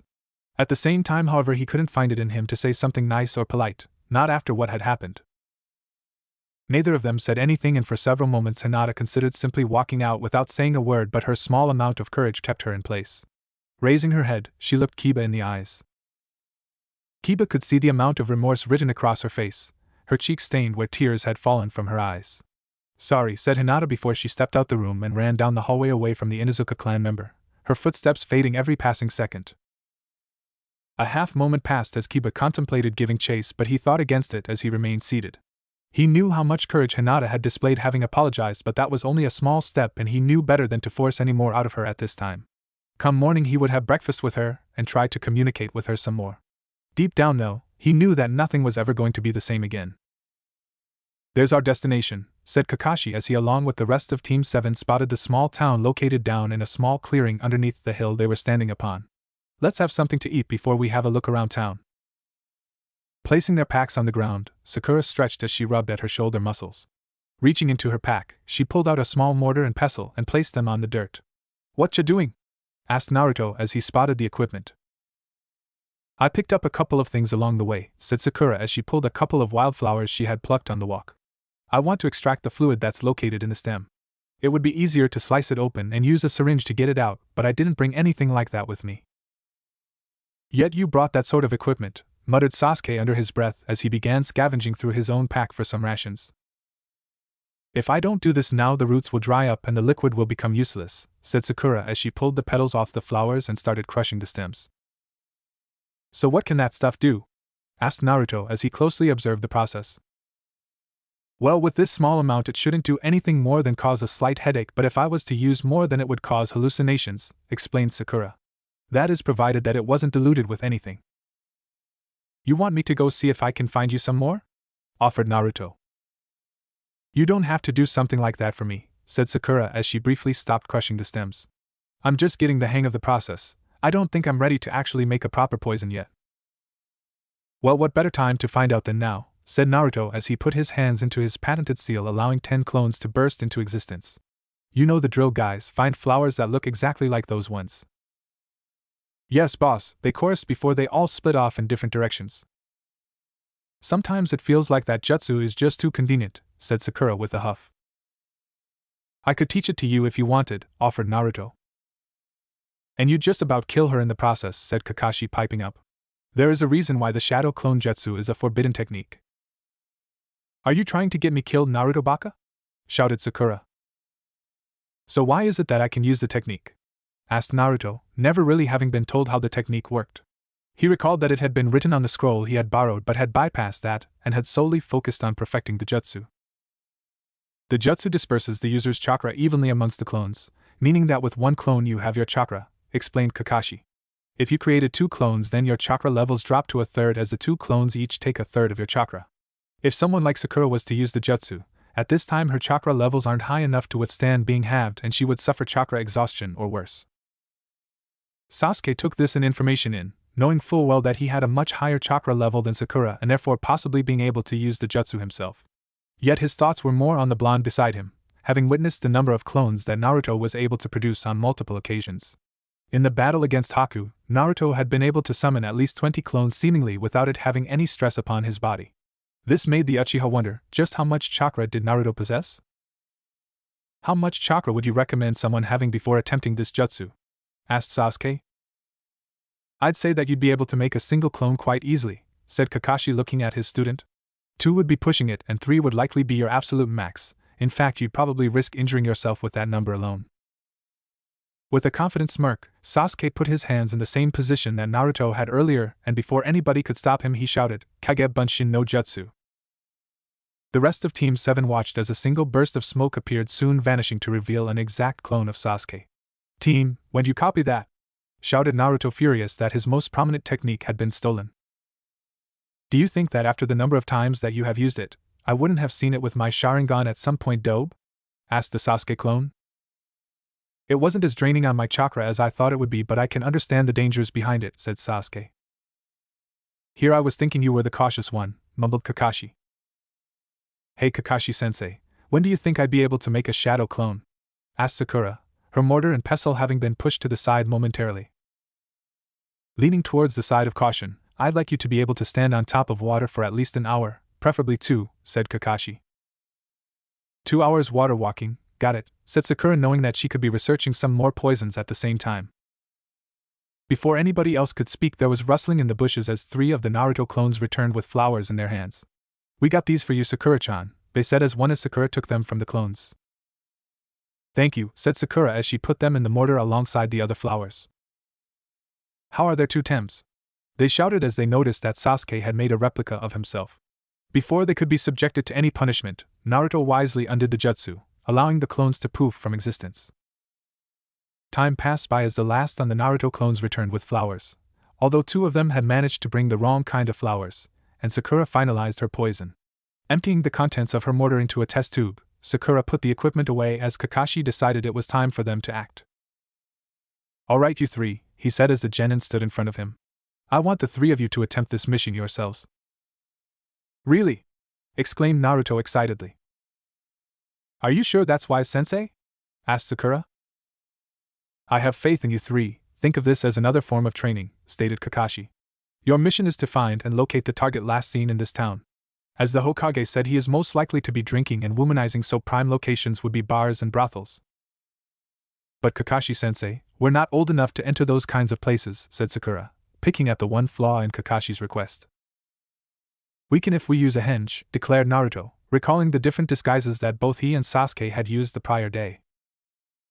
"An alternate to looking for him would be to make him come to you," said Kakashi. "He's a self-proclaimed super pervert, so henge yourself into something that'll pique his interest." "So you're saying we have to look decent and he'll come to us?" questioned Sasuke. "Well, it won't be that easy, but I'm sure the three of you can come up with something," said Kakashi with an eye smile before looking out towards the horizon. "Alright, you've maybe got about 15 minutes of sunlight to get down to that town before it gets dark. You're looking for a perverted man who's got white hair that stretches down to his waist and red lines running vertically down from his eyes. Return here by midnight with or without him." "Does this person have a name?" asked Sakura. "Yes," said Kakashi. "You're looking for a man named Jiraiya. Chances are that if you find him he won't want to cooperate, so you may need to try and bring him back whatever way you can. Are we clear?" "Yes, sensei," they shouted before they vanished, sprinting towards the town. From his position with the bags, Kakashi silently wished his team luck before he reached into his own pack, pulling out his prized first edition copy of Ika Ika Paradise, praying that by the end of the mission an autograph would be lining the front of the book. "And that's about all I know of the situation," said Kurenai as she bit down on her lip nervously. "I see," Sarutobi replied as he drummed his fingers against his wooden desk. "I suppose the most appropriate course of action would be to pull her out of the exam." "What?" Shock overcame Kurenai's face as she heard the elder man speak. "Yes, Orochimaru is very dangerous," said Sarutobi as he reached forward to light his pipe. Inhaling a sharp puff of smoke, he continued, "I would much rather have Hinata safe and in hospital than put her at risk out there." "With all due respect, Hokage-sama," responded Kurenai with a frown, "I'm going to have to disagree with you there. Team 8 have already successfully completed the second stage of the exam, so why pull them out now?" "Because the third stage is in some ways more dangerous than the second," answered Sarutobi as he sighed. Kurenai's eyebrow tensed, a perplexed look crossing her face. "How so?" she questioned. "What was more dangerous than throwing a bunch of genin into a forest that most jounin were weary of?" "I suppose it would do no harm to tell you, seeing as this phase is drawing to a close, but you're not to inform your team of the next stage until the rest of the genin get to know," said Sarutobi as he gave her a somewhat serious stare. His gaze lingered for a second before lifting. "The third stage of the exam will be a one-on-one tournament, with each victor advancing to the next stage until someone wins the whole thing." "I see," she said tonelessly. It wasn't all that different from the Chunin exams that she had attended, though she hadn't been promoted through them. She was one of the few that had received a field promotion, but that did not aid her in seeing what made the whole thing so dangerous. Tournaments weren't all that uncommon. "It seems that you don't believe me when I say that the next stage of the exams are dangerous." It wasn't a question. Had she been talking to someone else, Kurenai would have been surprised that her face had been read so easily, but it was something the third Hokage did frequently. She had spent time ambling on whether or not that was because he was extremely smart, or because he was a wise, old man. "It's just a tournament. Not like anything worse will happen, right?" "You are right," mused Sarutobi, "but you are also wrong. Keep in mind that sometimes the only way to truly separate the genin from the Chunin, the boys from men, the girls from women, is to have them fight to the death." Nothing that Sarutobi could have done would have prepared her for those last few words, as Kurenai dropped the poker face that she had been attempting to carry as the Hokage continued. "To fight in such a situation is dangerous in itself, but to fight when one is not in peak physical and mental health will severely risk their life." "That's a month away though, surely there's something you can do to help her," pleaded Kurenai. "I have done all that I can," said Sarutobi, a decisive tone to his voice. "It would be inappropriate for me to condone what will almost certainly be the merciless death of a defenseless genin." "Please give her a chance, Hokage-sama," Kurenai begged. "I can promise you that she'll be in fighting condition within a month." "How exactly do you intend to do that, Kurenai?" asked Sarutobi, wondering how the Jonin would respond. "I'm not sure," muttered Kurenai, "but I'll figure something out. Anko will probably be able to help me out too, since she probably knows what we'll be up against." Sarutobi murmured, "Your points are reasonable, and should she be in an appropriate condition, I won't have any problem allowing her to participate. However, I think the person we really need to talk to is her father." "He's not going to like what we're going to tell him," said Kurenai flatly. "And I'm sure he'd attempt to remove the seal by himself. The Hyuga are known for their sealing practices. Which is why I have attempted to contact my old student, Jiraiya." Sarutobi exhaled a breath of smoke. "He is a well-respected seal master. After he's been retrieved by the team I have sent, I have no doubt that he will be able to deter the Hyuga from attempting anything impure." Impure? Questioned Kurenai, unable to catch on to what the Hokage was hinting at. Politics aren't always black and white, answered Sarutobi before moving on. I also believe that he'll be able to explain Hinata's state to Hayashi. So what do we do for now? Asked Kurenai. Do we tell anyone? Do we say anything to the rest of my squad? No, said Sarutobi, we must keep this quiet. I believe that if we were to announce what has happened today, we may fall victim to yet another one of Orochimaru's infinite ploys. However, I would recommend talking to Hinata's teammates so that they better understand what she is going through. All right. Thank you, Hokage-sama, said Kurenai as she walked out of the man's office, setting out to find Anko. There's no way I'm teaching that depressed little shit, protested Anko, twisting her head to the side as she crossed her arms. Anko, come on, sighed Kurenai as she leaned back against the wall. How else are we going to get her ready for the Chunin exams? There's no we in this, answered Anko, still refusing to look at Kurenai. She's too whiny and quiet. Never would have imagined that the bastard would start giving hickeys to the silent type. Now's not the time for jokes, scowled Kurenai. If we don't help her, then almost everything around her is going to rapidly fall apart. How's she going to understand what has happened to her without you? She's not, snorted Anko as she waved a hand dismissively, ignoring the chatter of the few individuals in the Jounin lounge. Let her figure it out like I did. Anko, Kurenai bit her lip in frustration. Stop being so unreasonable and come with me to have a chat with her. Fine, muttered Anko before chiming up as she finally turned her head to look at the Jounin, but only if you ask nicely.